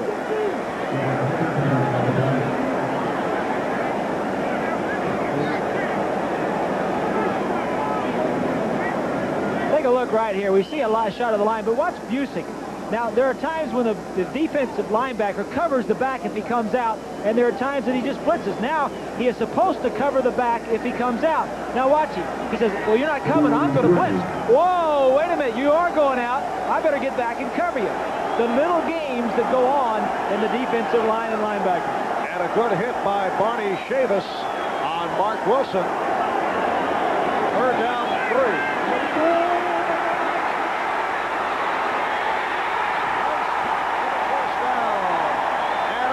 It's Allen coming out of the backfield, a 19-yard pass play. Mike Hart, the right corner, on the stop, and the Raiders are hot. You're seeing an Elway style of offense in black uniforms. Wilson dropping back and getting outside the pocket because of the pressure from Woodard. Throws the ball to Allen. Harden says, I thought I had him covered pretty well, but I can't cover him for 5 or 6 seconds. Wilson getting outside the pocket and making some plays. That was not by design, that was by necessity. First down for the Raiders at the Denver 14, tied at 21. And this time Allen is stopped. Tom Jackson, the outside linebacker, and and Rulon Jones, the defensive right end, combining. See Joe Collier looking into his defensive book. Now, what do they like to go to on second and 9 or 10 yards inside the 15-yard line? It's all in that book. He's got it programmed what the Raiders like to call in this situation, and he'll signal his defense accordingly. On the other side of the field, Tom Flores, calling the plays, knows what the Broncos like to do in this situation, and he'll call a play that he likes against that defense. Hawkins and Allen are the setbacks. He has Hawkins on a swing to the 15-yard line. Picked up a yard. That was it. Check of the scoreboard. The Giants in front of St. Louis now 20-3. Phil Simms throwing a second touchdown pass, and Dallas and the Giants keeping pace, both coming in at 7 up and 4 down. The Rams playing at Anaheim today down the freeway. Lead Green Bay 21-17. Kansas City over Indianapolis in the third quarter. Raiders 4 for 4 third down situations in the second half. And Wilson pegs it. Christensen close to the marker. Mecklenburg on the stop. And you saw Wilson indicate just short. Let's see. Take a look.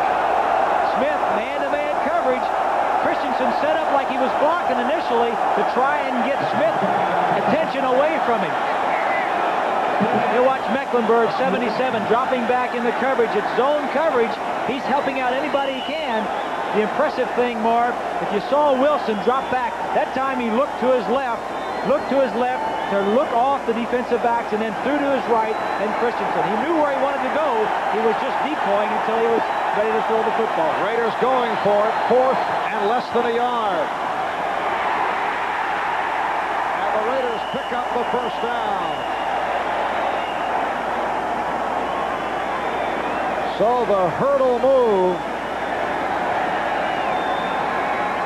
I think you have an injured Raider down there, Marv. So we take another look from ground level. Kind of surprising to see Hawkins carrying the football and Allen doing the blocking. And the Raiders have picked up the first down. Sure, the Broncos were also surprised that that play came that side, because normally Hawkins will lead him to the other side and let Allen jump over the top. First and goal from the 4.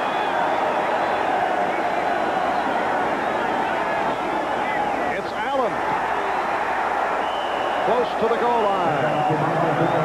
Lewis Wright able to keep away. We'll take a look at Allen. This is the play I thought they would run before, and I'm sure the Broncos thought so too, with Hawkins leading and Allen going across the formation. And a second and goal from the 1. Denver 21. Los Angeles Raiders 21.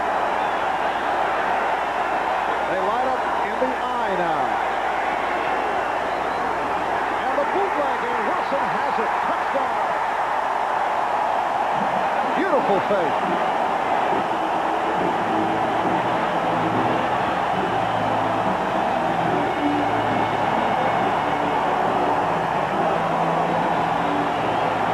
You could almost see the confidence level in Mark Wilson soaring as he fakes to the right, draws all the Broncos. He has a receiver in the end zone, Parker, waiting for him, and he says, I'll just take it the land route and score the touchdown myself.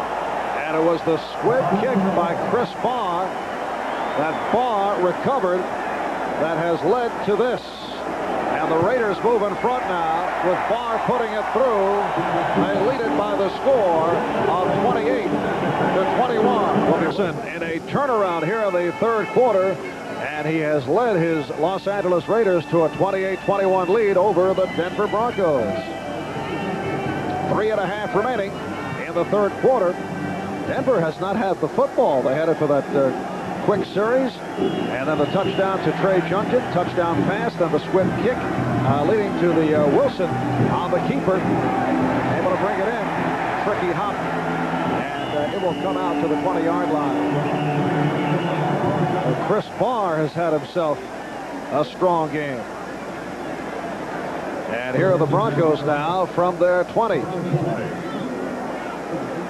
Broncos need to reestablish some momentum. Obviously, it's on the sideline with the Raiders at this point. Flag thrown. And that is the referee, Jerry Seaman, chatting with Bob Rice, the side judge. Personal foul, number 61, receiving team, half the distance to the goal line, first down, 10-yard line. It is called on Andre Townsend, the defensive lineman.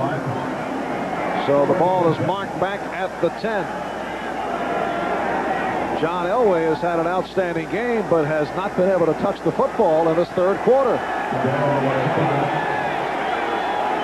He seems confident, too. You can look into his eyes and just, 3 touchdowns already in the ball game. I think this is just going to be who scores last and who's going to win. Wilhite, the lone deep back. And it's Wilhite on a draw. Picked up 2. Bill Piquel and Matt Millen combining on the stop. Denver's been in a few of those high-scoring games in the last month or two. Last week in overtime, beating San Diego 30-24. Denver, not a club that you want to get into overtime with. They are 8-1-1 in overtime games, 2-0 this season, 8-1-1 lifetime. And Elway ducks it down. Intended for Vance Johnson, who was played by Lester Hayes. Well, they had good protection, and this was one of the reasons why 75 Howie Long getting a lot of attention. 64 Bryant holds his arm out and says, wait a minute, I got to help over here. Howard doing a good job. Bishop in there. Howie's looking and saying, they're holding me, coach, they're holding me. Howie Long, a man who combines enormous strength with quickness.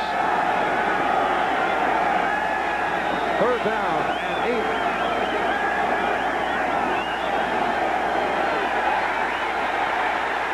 Elway took a pop. He was really right. Intended for Steve Watson. It was Long on the hit of Elway.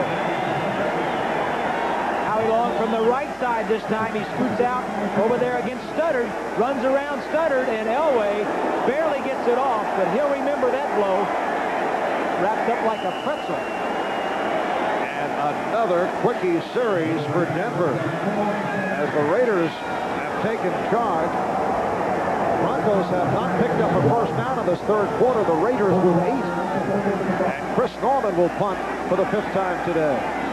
Fulton Walker is back at the Denver 45. 2.5 left, third quarter. And Walker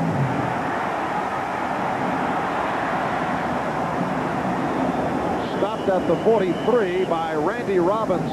32-yard punt, only a 1-yard return. Similar traits to that of Bob Greasy. I used to play basketball. Al used to fight a lot when he played basketball. In fact, was in the pros strictly as a hatchet man, as even Al will admit. But getting back to football, what about this turnaround by Mark Wilson?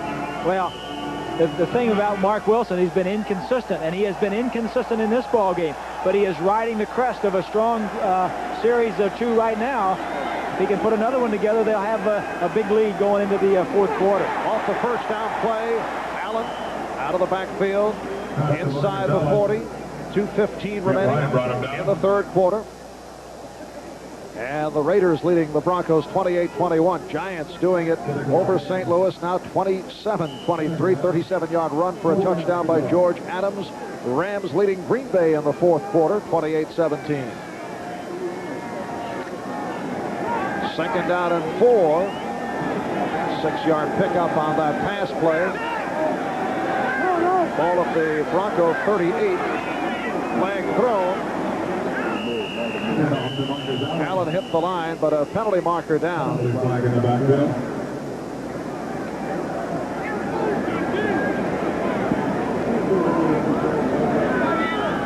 And a Raider is injured. Looks to be the right tackle, Henry Lawrence.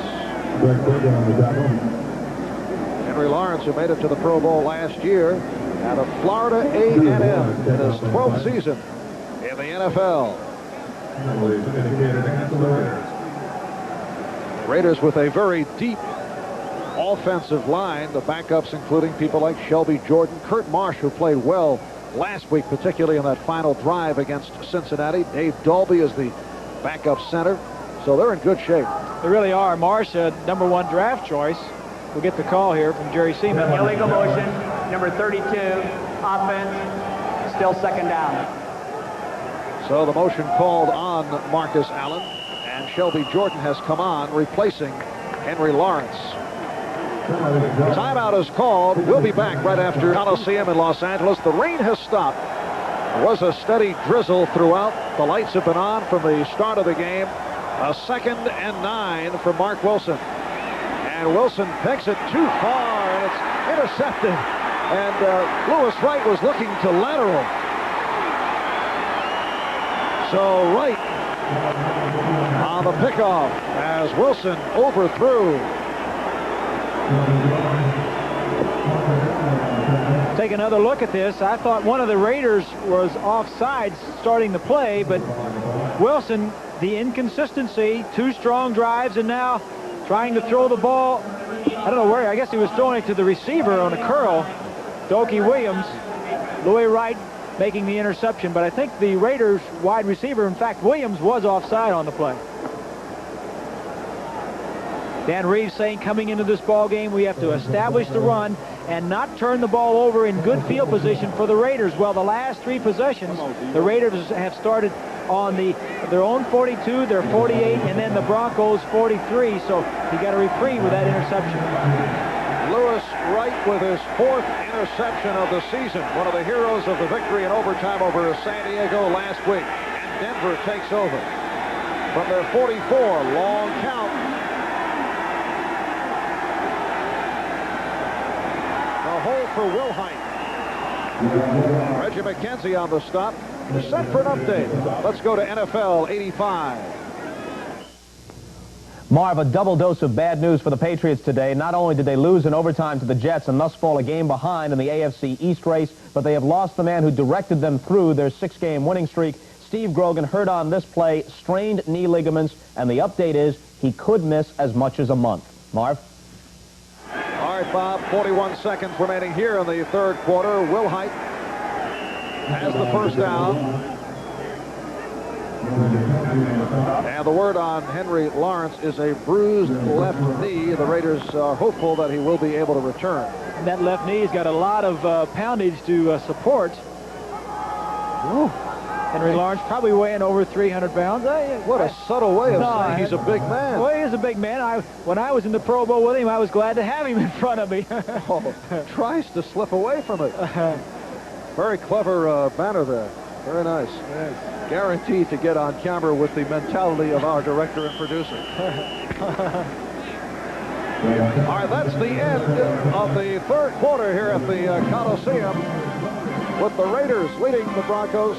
20 Flores, quiet man but in control, 7th year head coach of the Raiders. He's coached 2 Super Bowl winners. And as Raiders lead the Broncos 28-21 as we get underway 4th quarter. 1st and 10 from the 43. Harold Wilhite.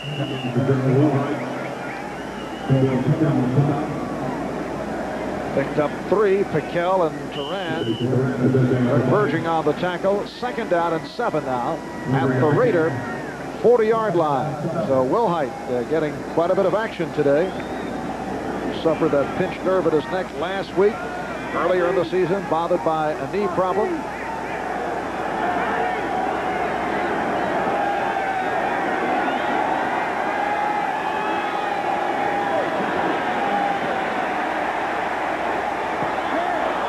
Incomplete, but a flag thrown.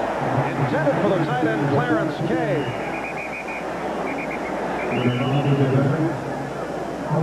Elway was knocked to the ground, and flag is in the backfield, so I think you're going to get an offensive holding call. Holding, number 37, defense. Holding number 70. Offense. Penalty decline. Still second down. So it's Hayes of the Raiders and Studdard of the Broncos. You know, we must have had 4 or 5 penalties already on Lester Hayes and Mike Haynes, the defensive backs that really play a lot of ball. You know, that can cost a team. You know, and it's amazing the Raiders have been able to overcome all the penalties. Every year they seem to be at the bottom of the list as far as most penalties, and sooner or later that's going to catch up with you. I'm surprised the Broncos, Marv, aren't getting Elway outside the pocket. He's been knocked down inside the pocket. I'd like to see him get him out a little bit more. 2nd and 7. That is Johnson in motion. Intended for the tight end right.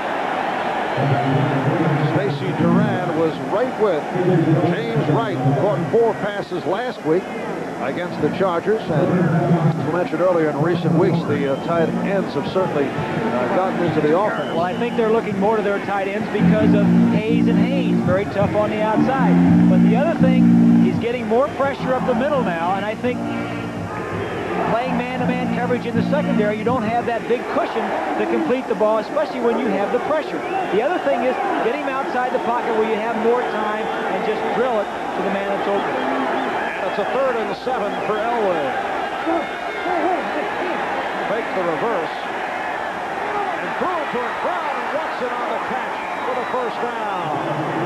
Otis McKinney on the stop, a 17-yard pass play.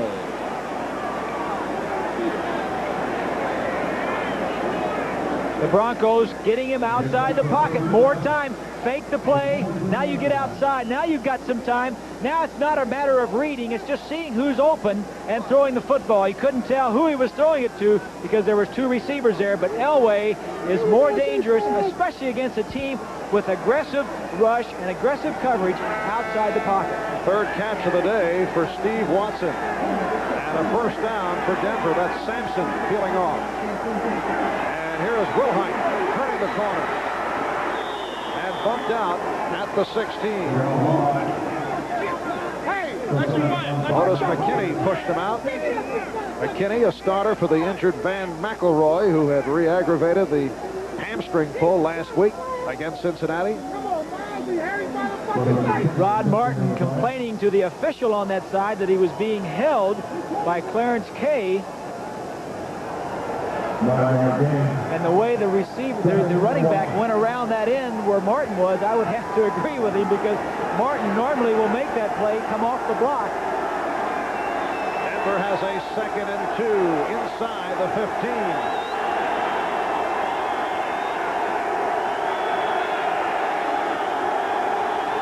Confusion. Oh, yes. Taking off and then not getting done what he wanted to get done. Well, he saw Sampson pull up as he started to go into motion, and a timeout has been called. We'll be right back. 63,161 at the Coliseum in Los Angeles on a rainy, nasty day in Southern California. They sold close to 80,000 tickets. So 15,000 no-shows. Big crowd here in L.A. And you can hear them as the Broncos have a 2nd and 2 at the 15. Big hole for Steve Sewell, who has the first down. McKenzie on the stop. Keith Bishop throwing a good block as you look to the sideline. Giving the signals. Kubiak.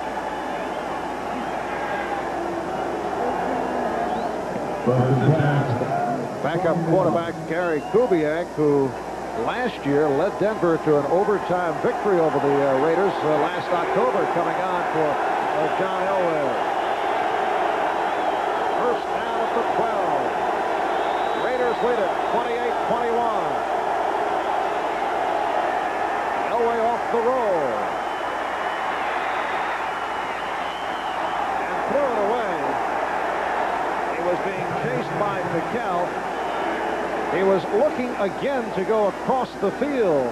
Penalty marker also thrown, but he did succeed down at the other end of the second quarter by hitting Clarence Kay for a touchdown as he whirled right and threw far across to his left. Bill Piquel is out of breath from chasing John Elway.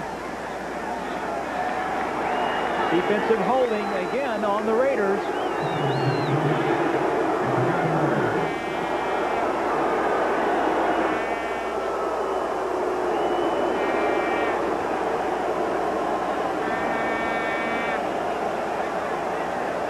Referee Jerry Seaman looking to have the ball spotted, and now here's the call. Illegal use of hands to the face, number 99, defense. It's Sean Jones, second-year man from Northeastern, who is replacing the injured Lyle Alzado. There's Jones, and 3 sacks opening day in the Raider victory over the Jets. Raiders' top draft pick last year, a second-round selection. Late substitutions for the Raiders. They think it's going to be a pass. First and goal at the 6. And it's Sewell dancing outside. And pushed back. They have gotten to the 4. Let's see where they mark it. Steve Sewell, the rookie from Oklahoma, was stacked up by Stacy Turan. Marv, the coaches on the sideline will look for certain players to substitute.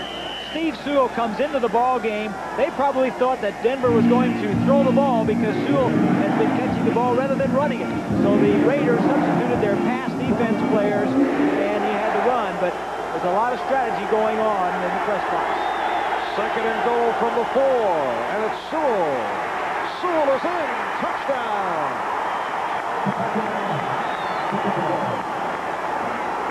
His second touchdown in the National Football League. The other one coming on a 54-yard pass play. And the Broncos move within 1. Sewell, good blocking up front. You see Bishop pulling and leading Wilhite, 47.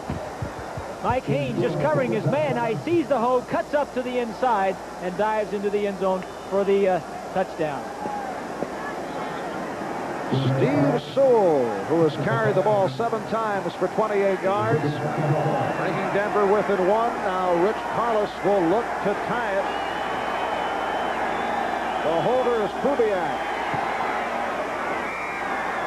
And we are even at 28. 9 plays for 56 yards. We'll be right back. Joined by Bob Greasy and his fabled telestrator, Bob being the strong company man, giving up a Thanksgiving Day at home to be with you. Tell that to my wife and see how she likes it. But one thing, the Detroit Lions, very tough at home. They've not lost at home all year. And, of course, the Jets going on the road after winning today and getting the 1-game lead over the Dolphins and the Patriots. Should be a good ball game. Kickoff by Rich Carlos, taken by Fulton Walker, out to the 15. High steps his way across the 25-yard line. And again, a flag is thrown. Simon Fletcher, rookie from University of Houston, on the stop of Walker. There's that grimace by the referee, Jerry Seaman.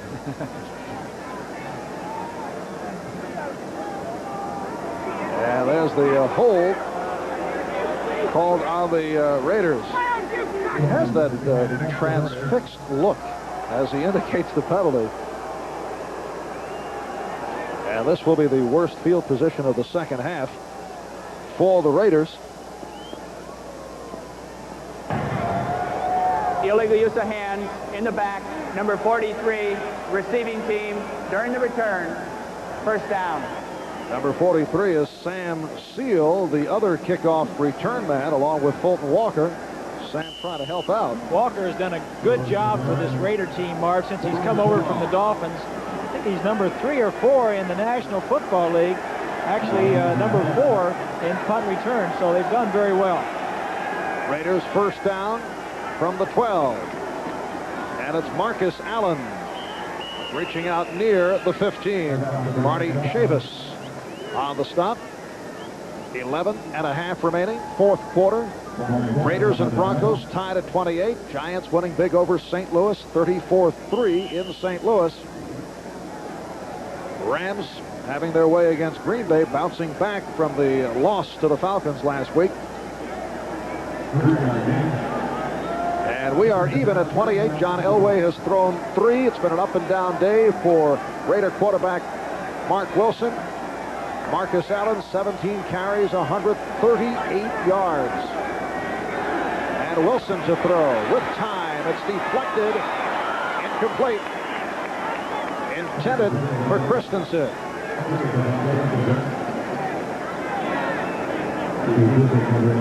Mecklenburg moving around. This time as a linebacker, comes straight forward, plays off of two, gets his hands up and knocks the ball down. Good penetration by Mecklenburg. Really was an in-between size. Wasn't big enough to be a defensive lineman. It was probably too big for a linebacker, but the Broncos drafted him 4 years ago in the 12th round and really made a reclamation project out of him.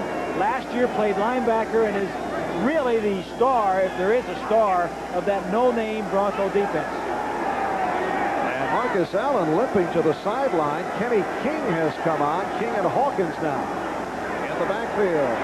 And Wilson throwing one and completing to Kenny King. A very soft toss, but right on target.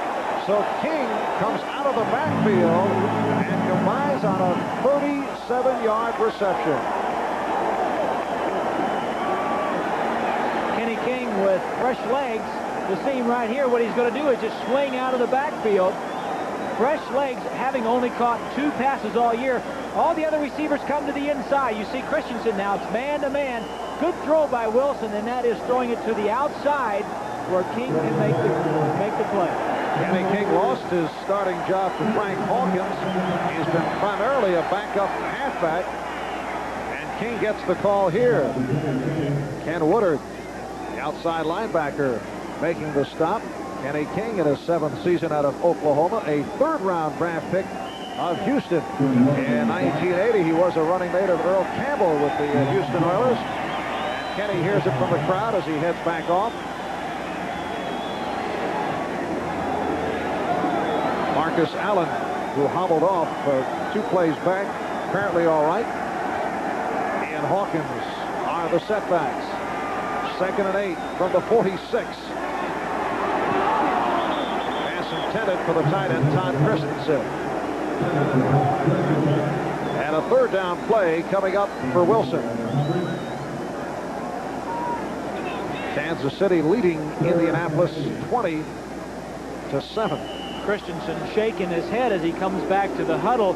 Wilson saw a blitz, and this free safety, Tony Lilly, had to come all the way across the field to cover Christensen on a little out. If he would have caught it, there was an opportunity to make some big yardage. 3rd down play from the Denver 46. And Wilson throwing deep. Looking up, Steve Foley keeping it away from Jesse Hester. Underthrown, Marv. He had him out there. Hester had split 2 defenders. He could have gotten the ball downfield further. Hester could have run down under it. Just an underthrow. You see right here, he was between them, and he was beyond them. If he could have thrown the ball downfield, but he had to stop and come back, and then did a good job of breaking the interception up. And Ray Guy punting for the 5th time. His last attempt was that shank, the 13-yard punt. Gerald Wilhite is back at his 10. And Guy able to angle it, but let's see. Ooh. He got the hop. Inside the 1. Touchback. No, they are saying touchback. All right. Raiders are arguing. Van Pelt.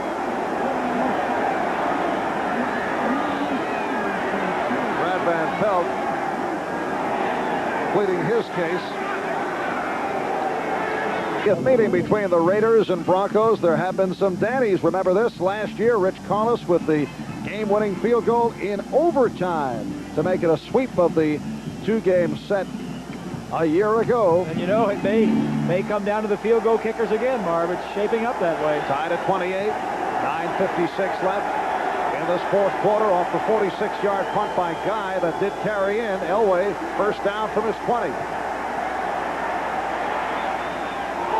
And it was nearly intercepted, and he would like to have that one back. Lester Hayes with some theatrics. It was intended for Steve Watson. Some theatrics is right. You're in Hollywood. Look at him. Had 13 interceptions one year. 4 of them didn't even count. He had 17 and 5 in the playoffs. 22 as you see Watson coming to the inside and then starting back to the outside. Lester said, I'll have none of it. Not the best hands in the world. In fact, the Raiders last in turnovers in the National Football League defensively. Second down. And the handoff to Wilhite. Who did a little juggle with it. Rod Martin on the stop. Picked up 1. It'll be a 3rd down and 9. Second down, 9 yards to go. Second down. Rod Martin, the outside linebacker. Some football people said he was too small when he came out of University of Southern California as a 12th round draft pick.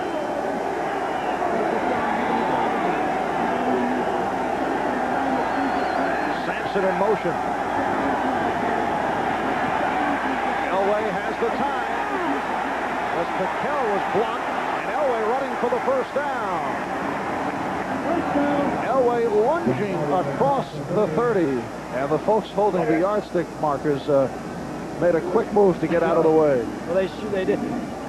Look at the protection right here. As 57, Robinson seems to be eyeballing Elway. If he go to run, I'm going to catch him, but he gets blocked, and now Elway takes off around the end. And it's interesting, Marv, how this game is coming down to the running quarterback. It seems like Wilson makes his best plays when he's outside the pocket, and Elway is doing the same thing.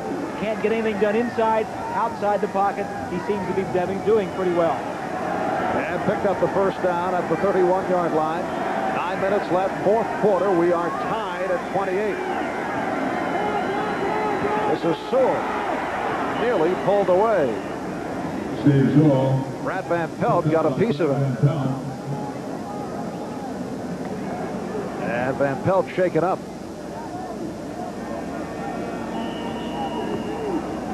Let's take a look at Bishop right here. He's going to pull and block to the side the play is going to as right 87 goes across. Now Bishop pulling and leading around the outside, gets a block or misses the block. The linebacker kind of hit inside, but Van Pelt going down. I don't know, Marvin. I think he landed hard on his knee.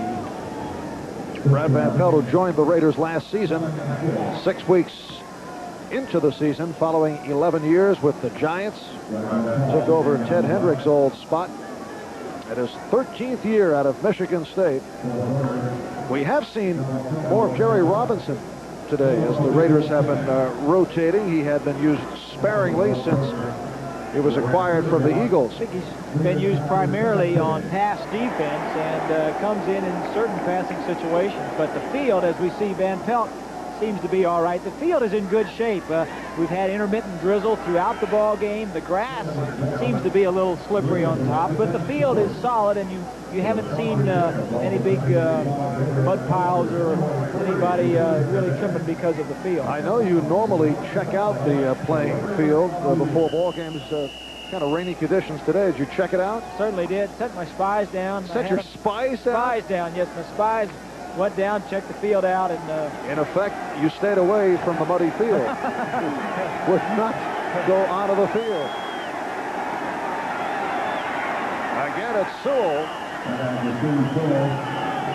And some extracurricular activity. This is what Dan Reeves had warned about during the course of the week. Don't let the Raiders get to you. The message from Reeves. Millen and Turan on the stop. And we're swinging by the NFL scoreboard. Rams over Green Bay, 31-17. They are in the 4th. Kansas City leading Indianapolis. It's a 3rd down and 1. And again, the rain is falling.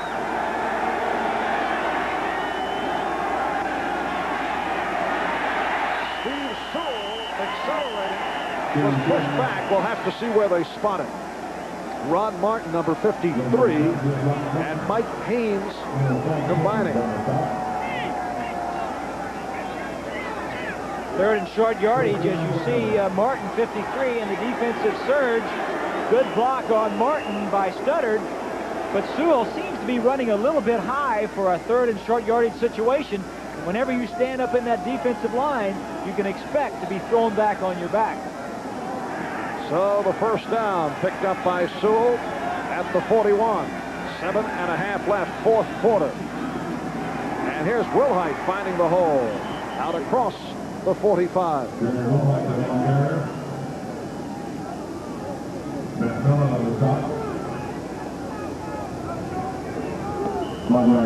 Tonight on NBC, Punky Brewster followed down in 5 at the 46.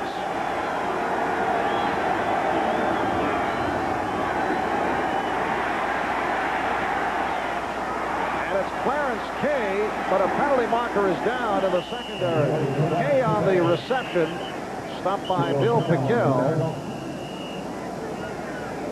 But a flag thrown. Flag thrown from the field judge deep in the center of the field, normally an infraction on the tight end. Defensive holding against the Raiders.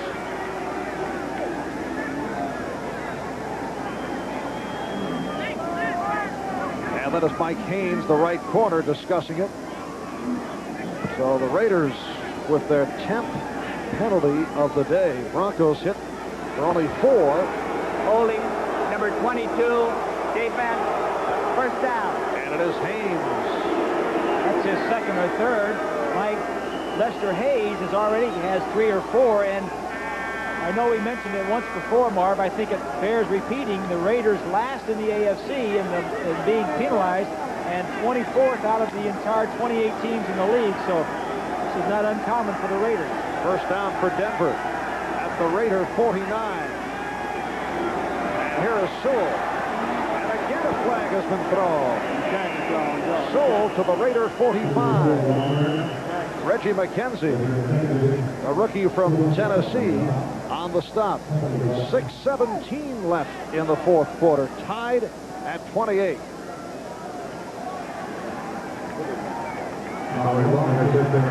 Tripping.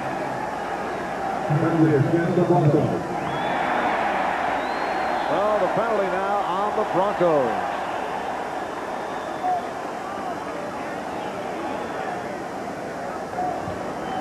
Tripping, number 54, offense, 10-yard penalty, still first down. That's the left guard, Keith Bishop, called on the trip. Final score, the Giants over the Cardinals. So the Giants go to 8-4, and Dallas in front of Philadelphia, now looking to keep pace with the Giants in the NFC East.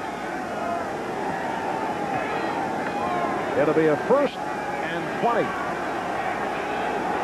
Denver from their 41-yard line. Now under 6 minutes remaining. Tied at 28.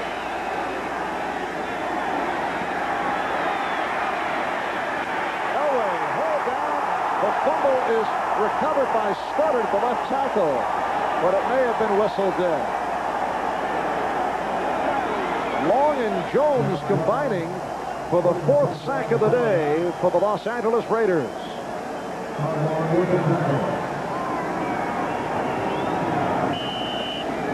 Right, 87 is the man he wants to get the ball to. You see him blocking for a second. Elway rose to his right. Now he looks back. He almost, if he had a second more, he may have had time to come back to right, because right was going to be open in another second or two, and that's the thing that spreading out gets you more time to throw the football. It seems like they're going to that more and more now. Now this is a 2nd down, and yes, 31 to go. And Elway throws the strike, obviously way short of the first down as he combines with Vance Johnson. Sam Seal was right there. Vance Johnson was saying that Steve Watson, the other receiver, number 81, has helped him a great deal. In fact, last week after Johnson had run a kickoff back for a touchdown, and it was really called back because of a flag, he came back into the huddle, and Watson told him what pattern to run because he was so out of breath, and to make sure he knew what he was running. 3rd and 22. Big rush again. And broken up. intended for Clint Sampson. James Davis on the coverage. Davis, the extra defensive back. And the punted unit comes on. Let's go back and take a look at what's going on with these cornerbacks. Whoops. Well, there was not a foul call. I don't know if they called that inadvertent incidental tripping or what. It's hard to tell where the ball went. The ball was already thrown or what, but certainly a lot of penalties against the Raider defensive backs. 4:18 left, fourth quarter. And here's Chris Norman from his 25. And a good punt. This is Fulton Walker at his 20. 25. And a good coverage by the Broncos. So now the Raiders will have a shot at it. A 41-yard punt and an 8-yard return. Mark Wilson trots back out of the field. Denver, 28. L.A. Raiders, 28. Elway has thrown for 3. Marcus Allen with a 61-yard touchdown run. Mark Wilson has thrown for 2, run for 1. That's the time left in the fourth quarter. And here's Allen cutting to the outside. Good second effort by Marcus Allen. Dennis Smith, the strong safety, finally got him out. Allen has such body control. He can see where the defender is coming from, and then just kind of, if he has his weight forward, he can shift it to the back, slide it to the outside. I think the reason he's been so durable is because he has been able to stay free of injury. It's very difficult to get a tough, straight-on hit on him, as you see Mecklenburg missing. Right in there, he fakes like he's going up the middle and then gets out of bounds and avoids the big hit. 9-yard run, so a second down and 1. And picks up the first down. So Allen to the 40. Ken Woodard, the outside linebacker, on the stop. And a first down for the Raiders. A look at the AFC playoff picture, including today's play. 5 teams will qualify, 3 divisional winners and 2 wild card teams. And going into today's play, Denver at 8-3, Raiders at 7-4. Again, it is Marcus Allen, Jim Ryan on the stop. Allen has carried the ball 21 times for 156 yards. He's caught 3 for 38 yards, so all told 194 yards from Marcus Allen. I wonder how that compares to their total offense of the day. I mean, obviously they lean on him pretty heavily. It'd be interesting to find out how much of that is their total offense. Well, we'll put our crack statistical staff on it. 2nd and 7. Hawkins, the lone deep back now. Wilson slipped and brought down. Lost his footing. He lost his footing when he got hit over the head by Mecklenburg.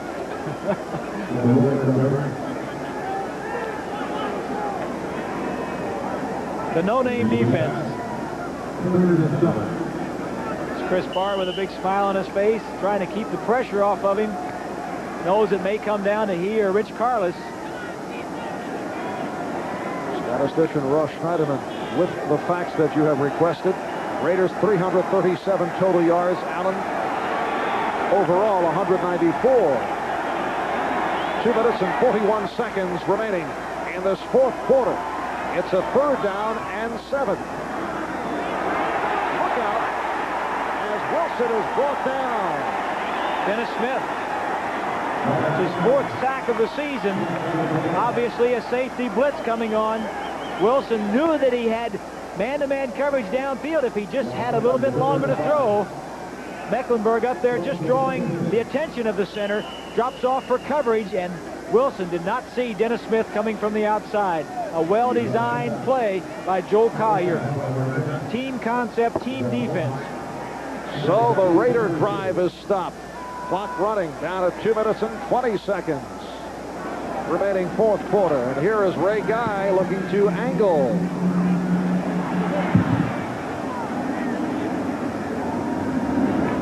And it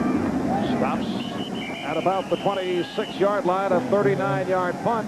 So the Broncos get it back. McKellen Barnes right there. Now 2 minutes remaining in this fourth quarter. We'll be back right after these words. Steve Largent twice for big gains in a fourth quarter drive to get his Seahawks to the Dolphin 2. It's deadlocked at 20. With nearly 2 minutes remaining, Seattle doesn't want to settle for 3. Do they throw to Largent once again? It's the ball to Warner, who scored easily around right end. His clutch touchdown sent Seattle to the AFC Championship. The Seahawks made the right choice. Dan Reeves tied at 28. 2 minutes remaining in this fourth quarter. The Denver Broncos have been superb in overtime. They're 2-0 this season in OT. There's Rich Carlos, who beat the Raiders last year in overtime, and 8-1-1 all time in overtime games. The only loss coming in 1978 against Minnesota. Raiders involved in one overtime game this season, and that a 40-34 loss to the San Diego Chargers. Raiders being 4-3 all lifetime in overtime games, but is it true that the Broncos have been in 2 overtime games this year, won them both, and their offense has not been on the field? Is that? That's right. 2nd and 6, and again the Broncos staying on the ground. Harold Wilhite stopped by Rod Martin. Denver has 2 timeouts remaining. Los Angeles with 3 left. Wilhite with the 3-yard carry has now run for 82 yards on the day, so that equals his NFL career high, which was accomplished against the same Raiders last season. 3rd down and 4. Sampson in motion. Elway goes the middle, and let's see, he has Watson. Steve Watson with a nice circus catch. Lester Hayes on the coverage. Comes to the inside, as we've seen him do today. Stops and goes back to the outside. A great throw by Elway. Good coverage. Here we are right here. He's going to come to the inside and then break back to the outside. Now watch Hayes. Hayes has covered him as tight as you can possibly do it. Comes to the inside. Now Hayes stops his momentum and goes back to the outside. Not much of a target, but Elway sticks it right to the outside where only Watson can catch it. And the 4th reception of the day by Watson. 1 minute and 12 remaining in the fourth quarter. The Broncos calling for time, so they have 1 timeout left. And a big first down that was for the Broncos. Keeps possession, keeps the Raiders. I'm sure if they would have not made the first down, the Raiders would have called timeout because obviously they would have been getting the football. But coming down to the end, Marv, another exciting game here in the LA Coliseum. Last week it was a defensive struggle. This week an offensive struggle, and really on a day that you wouldn't expect the offenses to shine. Overcast, rainy day. But certainly it hasn't been the case. Denver first down from their 38. 82. Vance Johnson coming toward you. And this time some confusion.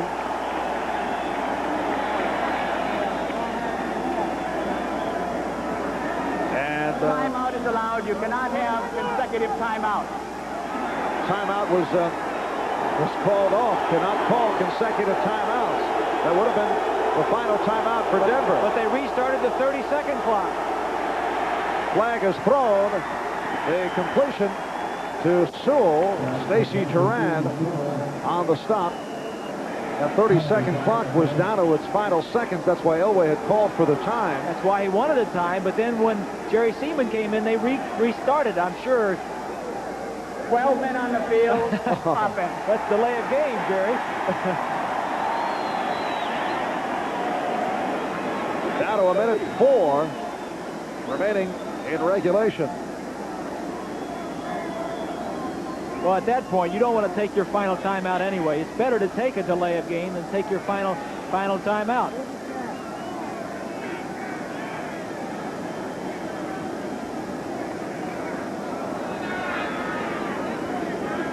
Dan Reeves very calm on the sideline. Wasn't always that way. In fact, he is wearing a reminder. He has a, well, let's take a listen. 12 men on the field, offense, still first down. Dan Reeves is wearing what he calls a special tie, and that is only to serve as a reminder not to go crazy.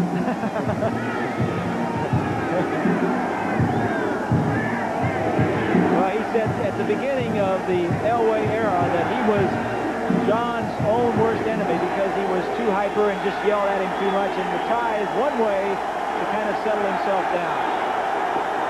First and 15 back at the 33. And here is Sewell. And again a flag is thrown. Sewell not able to make the turn. So the penalty marker down with 59 seconds left in regulation. And it's against Denver.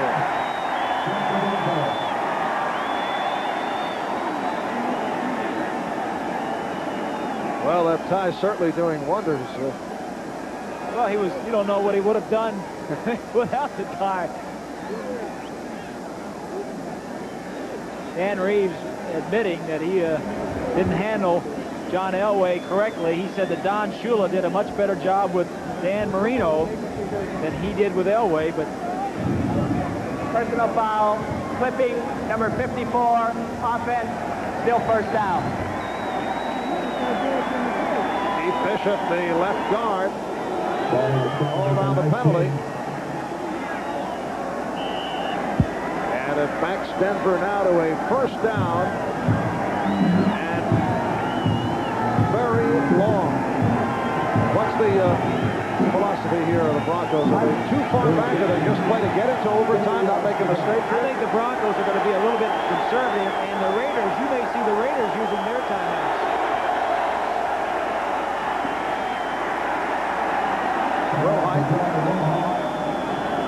With the clock stopped and 52 seconds remaining in regulation. We'll be right back.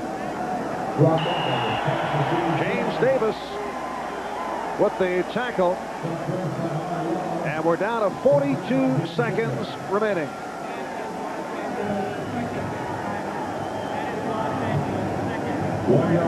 And those of you who may have just tuned in looking for a full NBC prime time lineup, Marv Albert with Bob Greasy. Following the completion of the Raiders and the Broncos, you will see Silver Spoons and that Academy Award winner George C. Scott in Mussolini, The Untold Story, Part 1.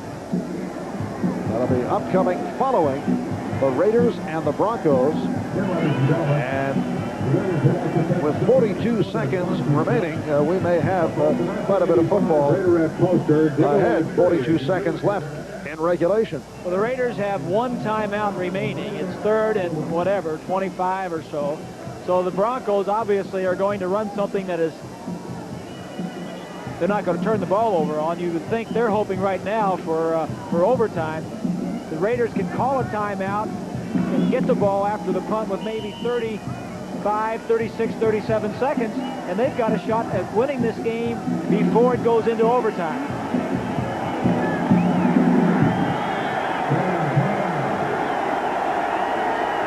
Third down play. And here's Sewell.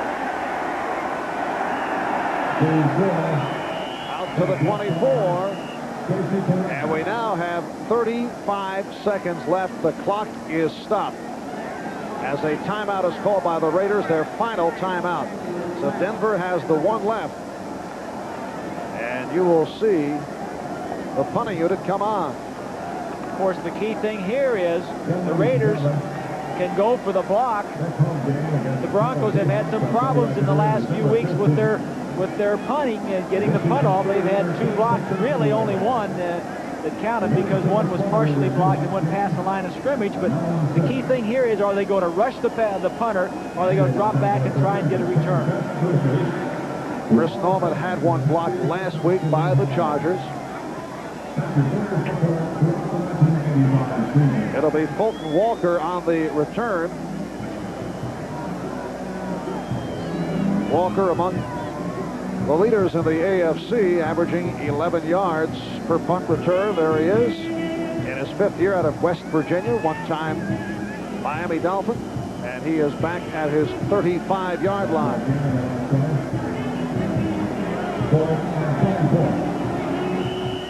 And there's Chris Norman awaiting the snap back at his 10. I think you go for the block, Marv. 10 men on the line for the Raiders. Good punt by Norman. Sends Walker back. Come on, baby. Walker 25, 30. Has an opening. And the punter, Norman, gets involved in the tackle. We have 20 seconds remaining in regulation. A 58-yard punt and a 20-yard return. Great punt. He really out-kicked his coverage. He's going to run 10 yards before he even runs into a Bronco, and then makes a good move here as Squarick, 58, does not make the block. It's a good no block and then gets upfield. Chris Barr only 2 of 8 outside the 40-yard line, so they have to get it in pretty close to get into his range.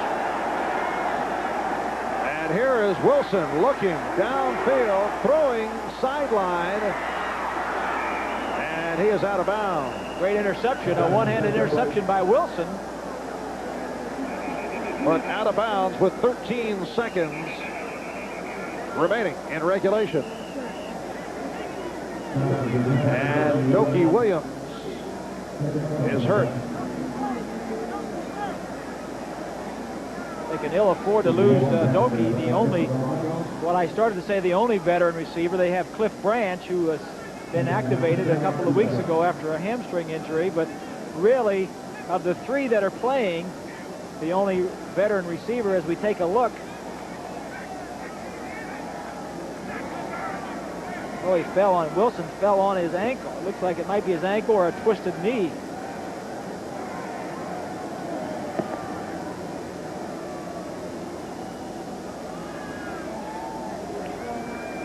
Seems to be all right up and moving around, but definitely had a little bit of a twist on that knee as Wilson fell on his ankle.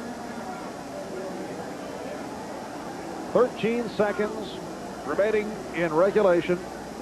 Headed in the direction of overtime. Raiders have a 2nd down play. They are at their 47. Incidentally, the longest on the season for Chris Barr is a 41-yard field goal.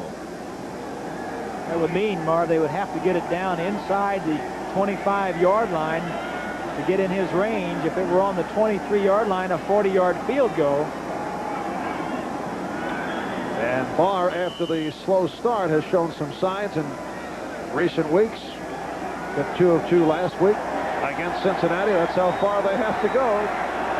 13 seconds left in this 4th quarter. And here's Wilson looking to pop it down. Now he goes short. He has Allen, who steps out. And 6 seconds remain.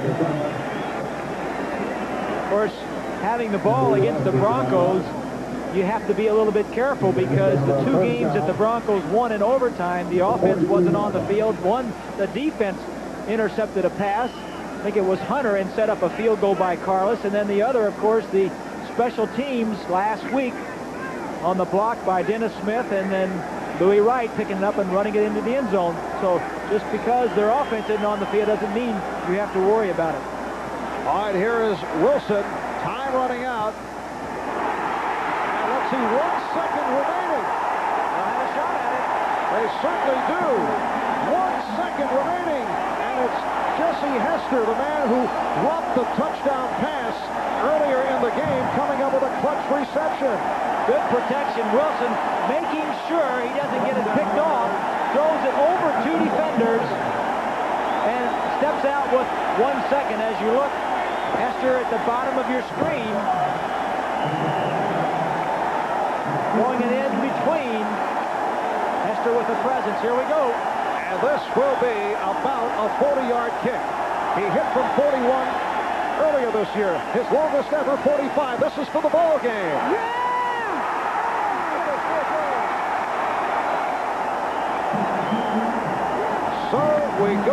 into overtime.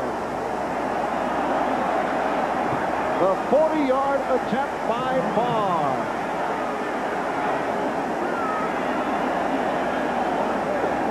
Plenty of leg. The ball, if it would have curved to the left like most right-legged kickers do, would have come in, but he doesn't have to tell the referee. He can see by the reaction of Chris Barr that it was just outside. It looked like Millen, number 55, was asking him, did you make it? Wasn't it in? And of course, to have to tell that big hunk of a man, Millen, that it was not in, a little bit intimidating. All right, here's another look, and you'll see the conversation by Millen. Of course, Millen was busy blocking. He didn't want to get it blocked. Millen says, it's good. It's good, isn't it? Isn't it good? Wasn't it good, Chris? Chris, I'm afraid it wasn't, man. Chris saying, are you crazy? Number 7, please call it while it is in the air. Tails is called. It is head. We want the ball! We want the ball! Yes, Rod Martin says we want the ball. And we'll be back with the overtime kickoff. Final second, fourth quarter, Barr attempting the 40-yard field goal, which would have won it for the Raiders, but not able to hit. It's interesting watching that last replay. Dennis Smith over there on the same side that he blocked the field goal last week in overtime that Louis Wright picked up, trying to do it again. The Raiders said, I'll have none of this, blocking him out. Good protection for the field goal attempt, just a little bit wide to the right for Chris Barr and the Raiders. Barr is now 2 for 10 this season from 38 yards and longer. It's interesting, Marv, to note when they flipped the coin that Rod Martin says, yeah, we want the ball. And I was wondering if the Broncos that were out there with him, he says, good, you take the ball. We've won 2 games losing the toss in overtime. Well, last week only the 4th overtime game in NFL history in which the winning team won without the offense touching the ball at all.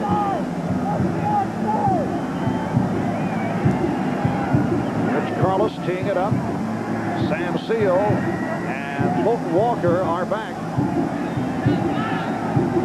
Broncos and Raiders tied at 28. Well, it becomes a game of field position, and the Broncos kicking the ball down to where they can, if they can pin them back, they can get a field goal down there with a turnover. And a strong kickoff. Fulton Walker will stay right there. They'll bring it out on the touchback to the 20.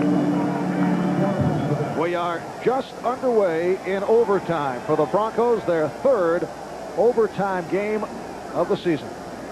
And you're seeing more pressure right here because the pressure is on the offense, especially when you're in your own end of the field, because if one mistake is probably going to mean the end of the ball game. A turnover, a fumble, an interception. Your offense almost has to be perfect in this end of the field. And Dokie Williams, who went down at the end of regulation and headed to the sidelines, is all right. He is on the field right now. Mark Wilson, who is 14 for 33, 196 yards, 2 touchdowns, 3 interceptions. Giving to Marcus Allen. And Allen has the first down.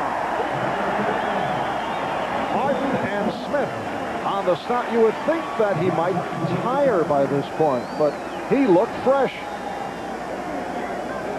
Great runners seem to get better the more they carry the football. They need a break every now and then, but when you're in overtime and you're in your own near your own end zone, give it to your best man. A good move to set up the block there. The little dip helped to set up Dokie Williams' block, but a good tackle by Mike Harden. 167 yards rushing for Allen. 216 total yards. First down for the 34. And this time Allen is pushed back. Tom Jackson leading the Denver defensive surge. 1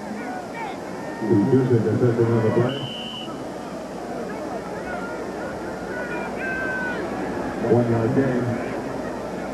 Second down, 9 yards to go. Tells you a little bit about Marcus Allen. 2nd and 9.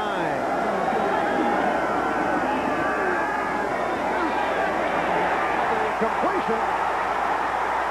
Doki Williams pulling away. And a flag down. Steve Busick, number 58, finally brought him down and may have been a face mask.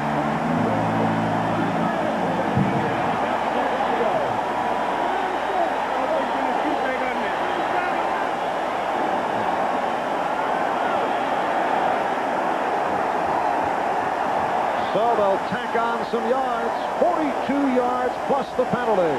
Right here, the receiver is going to come down and break to the outside. The defensive back is going to miss the tackle, and then Busick will have to come all the way from his linebacking position down and breaks to the outside. That's Harden, 31, missing the tackle. Three other Broncos knock each other off, and now Busick tries to knock the ball loose, pulls his face mask, and now the Broncos are in tough territory. Third catch of the day for Doki Williams. If you're looking for a turnover from the Denver Broncos, last year they were one of the top teams in the league. This year, 22nd out of the 28 teams in creating a turnover by the defense. First down at the Denver 18. And it's Frank Hawkins getting the call. A rare call.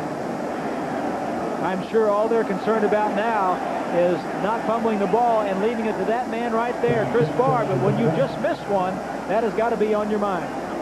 Only the third time that Hawkins has carried. Picked up 2. It'll be a second down and 8. Chris Barr, who missed from 40 at the end of regulation, thinking about it now.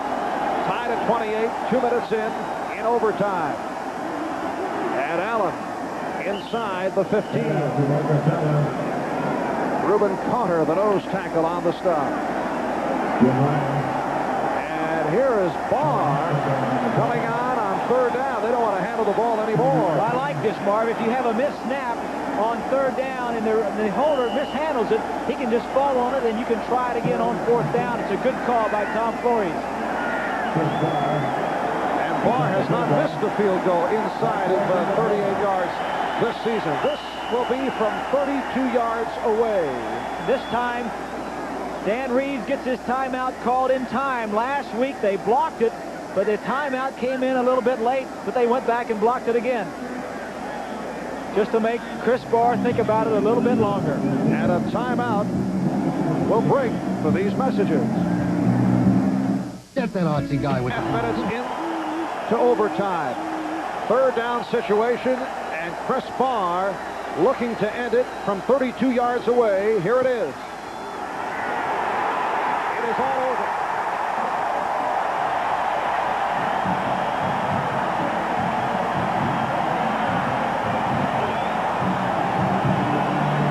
A sweet feeling for Barr, who missed at the end of regulation from 40. The Raiders have won it over the Broncos in overtime.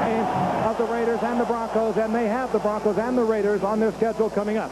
Meanwhile, It's the Volkswagen by Seiko and your authorized Seiko dealer. Man invented time. Seiko perfected it. And by Ice Blue Aqua Velva, because there's something about an Ice Blue Aqua Velva man.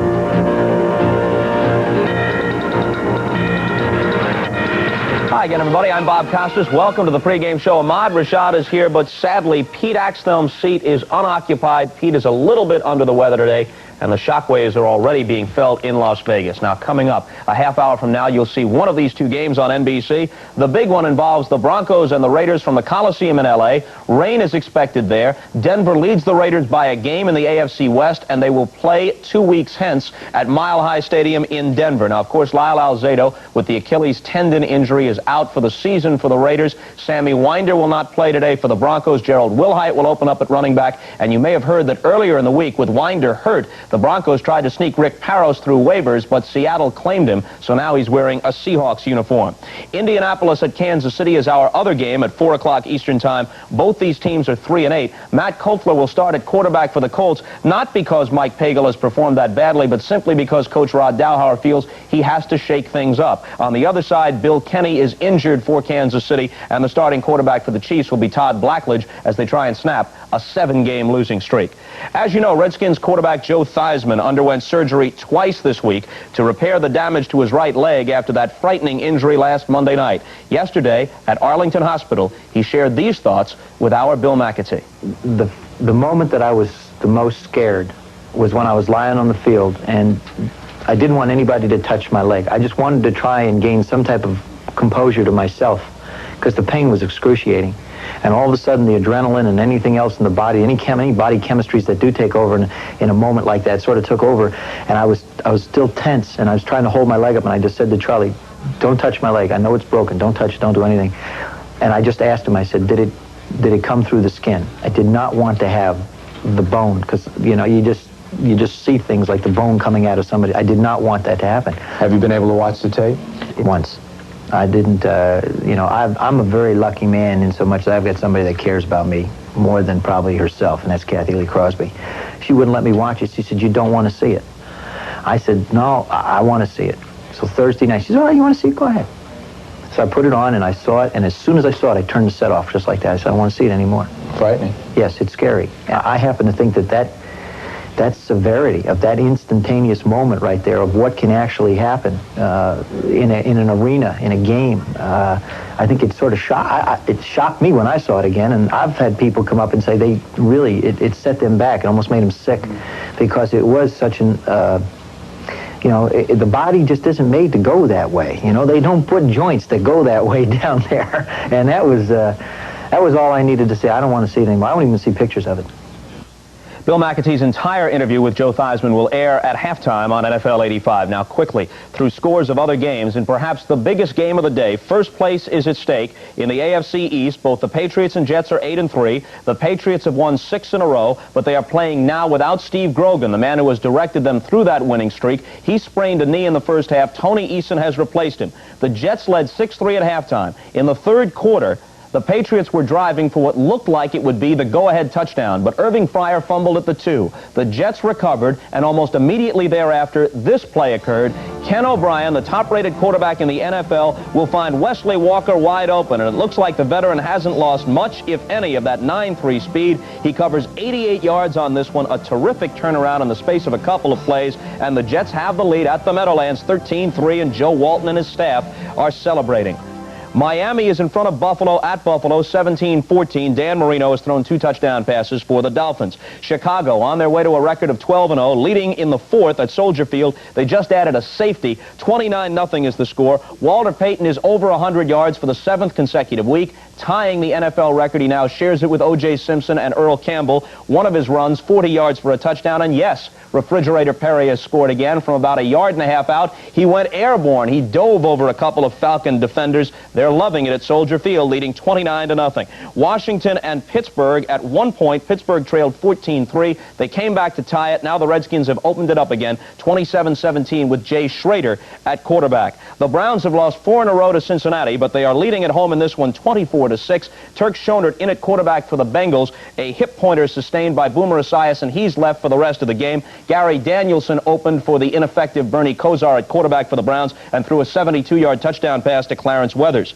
Houston, after blowing a 17-0 lead, has just gone back in front of San Diego in the 4th quarter on a Mike Rozier scoring run. 27-21 is the score in that ball game. The Lions are playing at Tampa Bay. Detroit is just 1-5 on the road this year, but the Bucs are 1-10 overall, and Detroit leads at 16-6. Steve Young making his first ever NFL start at quarterback for the Buccaneers. And the Saints and the Vikings playing in the 4th now at the Metrodome in Minneapolis. The Saints lead that one 23-16. Remarkably, Earl Campbell scored his first ever New Orleans touchdown early. And defensive lineman Mike Bell, along with his brother Mark, a former professional football player, and some 30 others were arrested on federal narcotics charges. Mike Bell is charged with using a telephone to obtain narcotics. That is a felony. And with attempting to possess narcotics, that is a misdemeanor. You will see him in action here. He could conceivably get up to 4 years for the felony charges and a $30,000 fine, plus a year and a $5,000 fine on the misdemeanor charge. A preliminary hearing will be held this coming Wednesday, and owner Lamar Hunt of the Chiefs has granted Bell a paid leave of absence in order to iron things out. Standing by with us now is Duron Cherry, the Chiefs defensive back, one of the league's best, at Arrowhead Stadium, where the Chiefs will play host to the Indianapolis Colts today. Duron, your reaction to these developments this week? Well, Bob, you know, it was a tough thing to really think about, because Mike is such an integral part of this football team, and is a type of guy that we never really expected this to happen. But the team is 100% behind Mike and what he wants to try to accomplish out of this whole deal. So we're just really concerned about Mike and his family, and I think as a whole the players, you know, were very shocked, but you know, we're more concerned about him right now, and we're just behind him 100%. Quickly, Duron, people say in a situation like this, how could his teammates not know? They'd have to know. Well, you know, this was a situation that happened way back in May, so really we weren't really a part of him. It wasn't happening during the season this year. So we feel as though that we had no idea, no inclination that this type of thing would happen, and, you know, we're just sorry that it did happen. Like I said, you know, we're behind him 100% in this. Even though it's very unfair, it's inevitable that speculation in something like this spreads beyond Bell to his teammates, especially when a team is having a bad year, as the Chiefs are. Does that affect you, and do you find that football players and maybe athletes in general are leaning more and more towards some kind of drug testing situation in order to clear the air over the innocent? Well, you know, I feel like in this situation, this was a situation, an isolated incident that happened in Wichita. It didn't happen here in Kansas City. And as far as a drug problem on this football team, I don't feel as though there's a drug problem on this team at all. We've lost 7 in a row, and a lot of people speculate that that's the reason why this team has lost 7 in a row, but that's not the case. We just haven't played well. We have a lot of injuries to a lot of key personnel.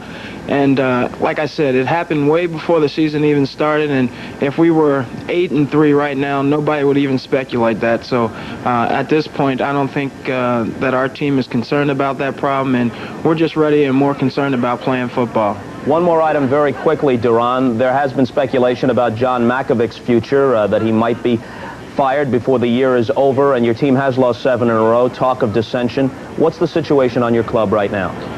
Right now, our team is 100% behind Coach Makovic. He has received a lot of criticism, but in the same token, the players have to accept their responsibility for not playing well as well. So we're 100% behind what he's trying to do here. Duron, thanks very much. Good luck today against the Colts. Thank you, Bob. All right, fellas, let's change it and bring on Mr. Larry King from Washington, D.C. Take it away with your items, Lawrence. Good switch. Thank you. You're welcome. Clear your throat there, Larry. This is a big number here. We want you to go through it smoothly. I got on a little late. Normally, my throat gets uncleared 3 minutes after this.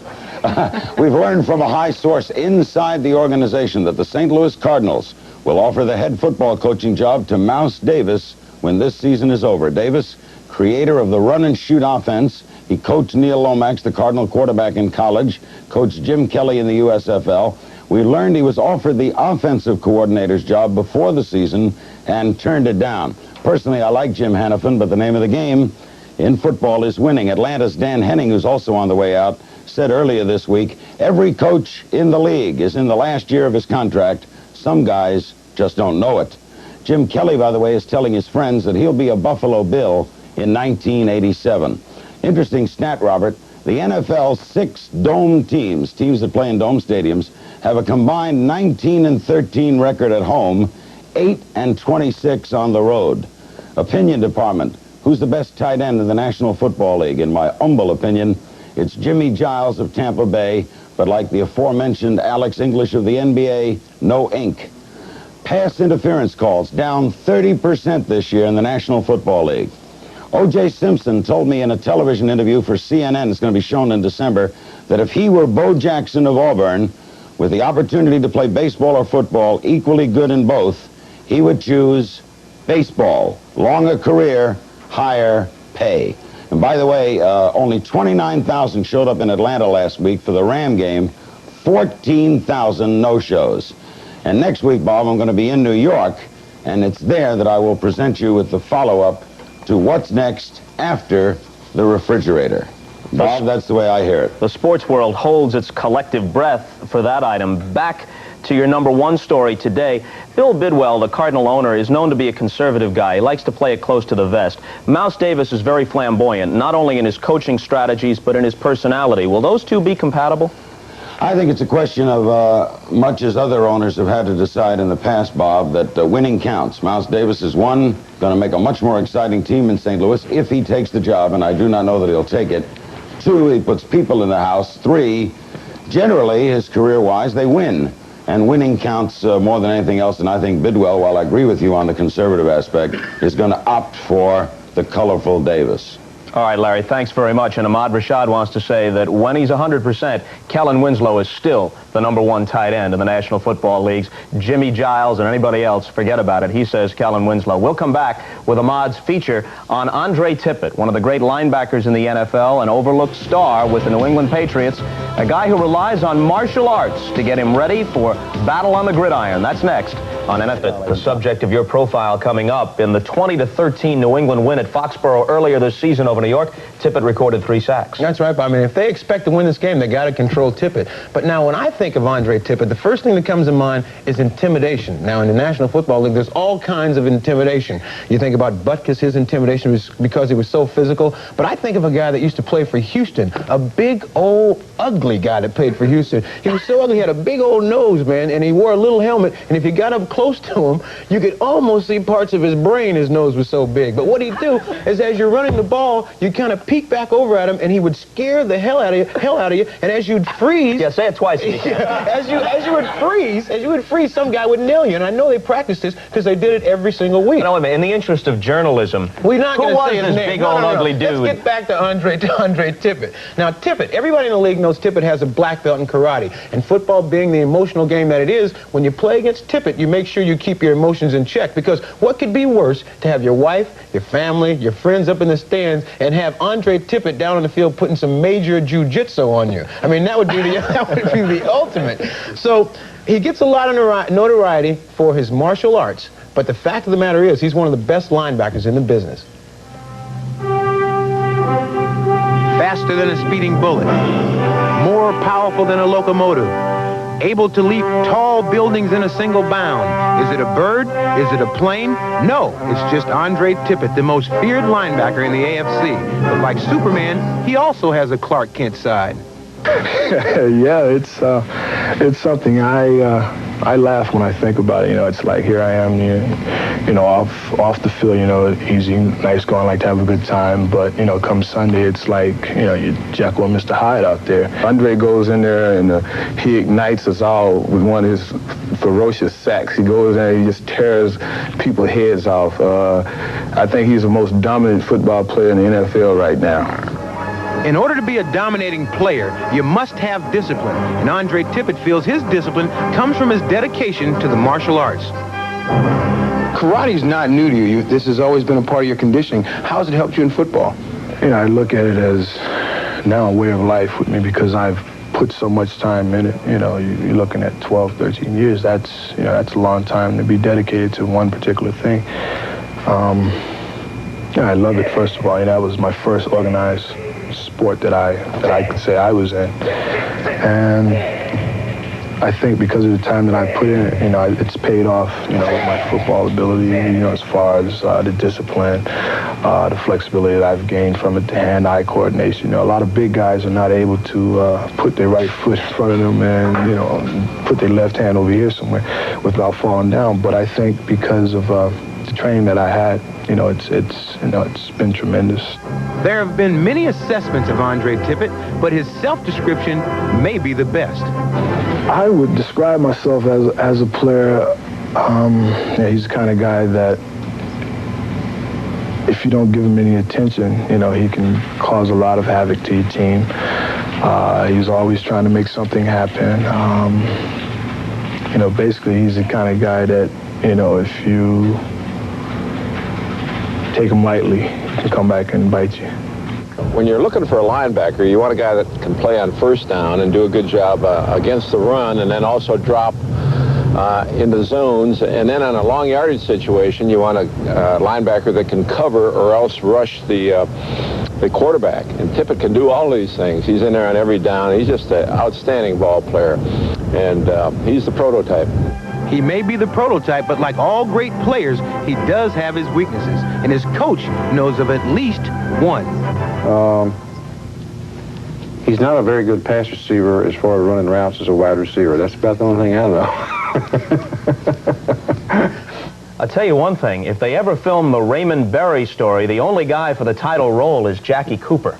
You know, one thing I talked to Raymond Berry, and he said that he also gives Andre Tippett great coaching. I said, how do you do that? He said, every Sunday I walk over to his locker and I go, have a good game, Andre. With the great ones, I guess that's the best thing to do. That's right. You know, he was, Andre Tippett was second in sacks last year, and he did this as a down lineman. And the expert in that area of down linemen, and a personal friend of mine, is Merlin Olsen, who's standing by out at the Meadowlands. Merlin! Hello, Ahmad. How are you? I'm doing fine. When you talk about Andre Tippett playing as a down lineman at 240 pounds, he has to go up against guys that are 280 pounds. That sounds like a mismatch. Well, Ahmad, one of the things we talk about Andre like we do about basketball players. Some basketball players play big. Tippett plays big. In fact, he attacks those offensive tackles better than a lot of defensive linemen. Part of it, I think, is his training, but part of it is his attitude. He is not afraid of the size differential. He goes right at them. Well, Merlin, you know, if he's such a good athlete, why don't they move him around in the defense like they do with Mark Gastineau?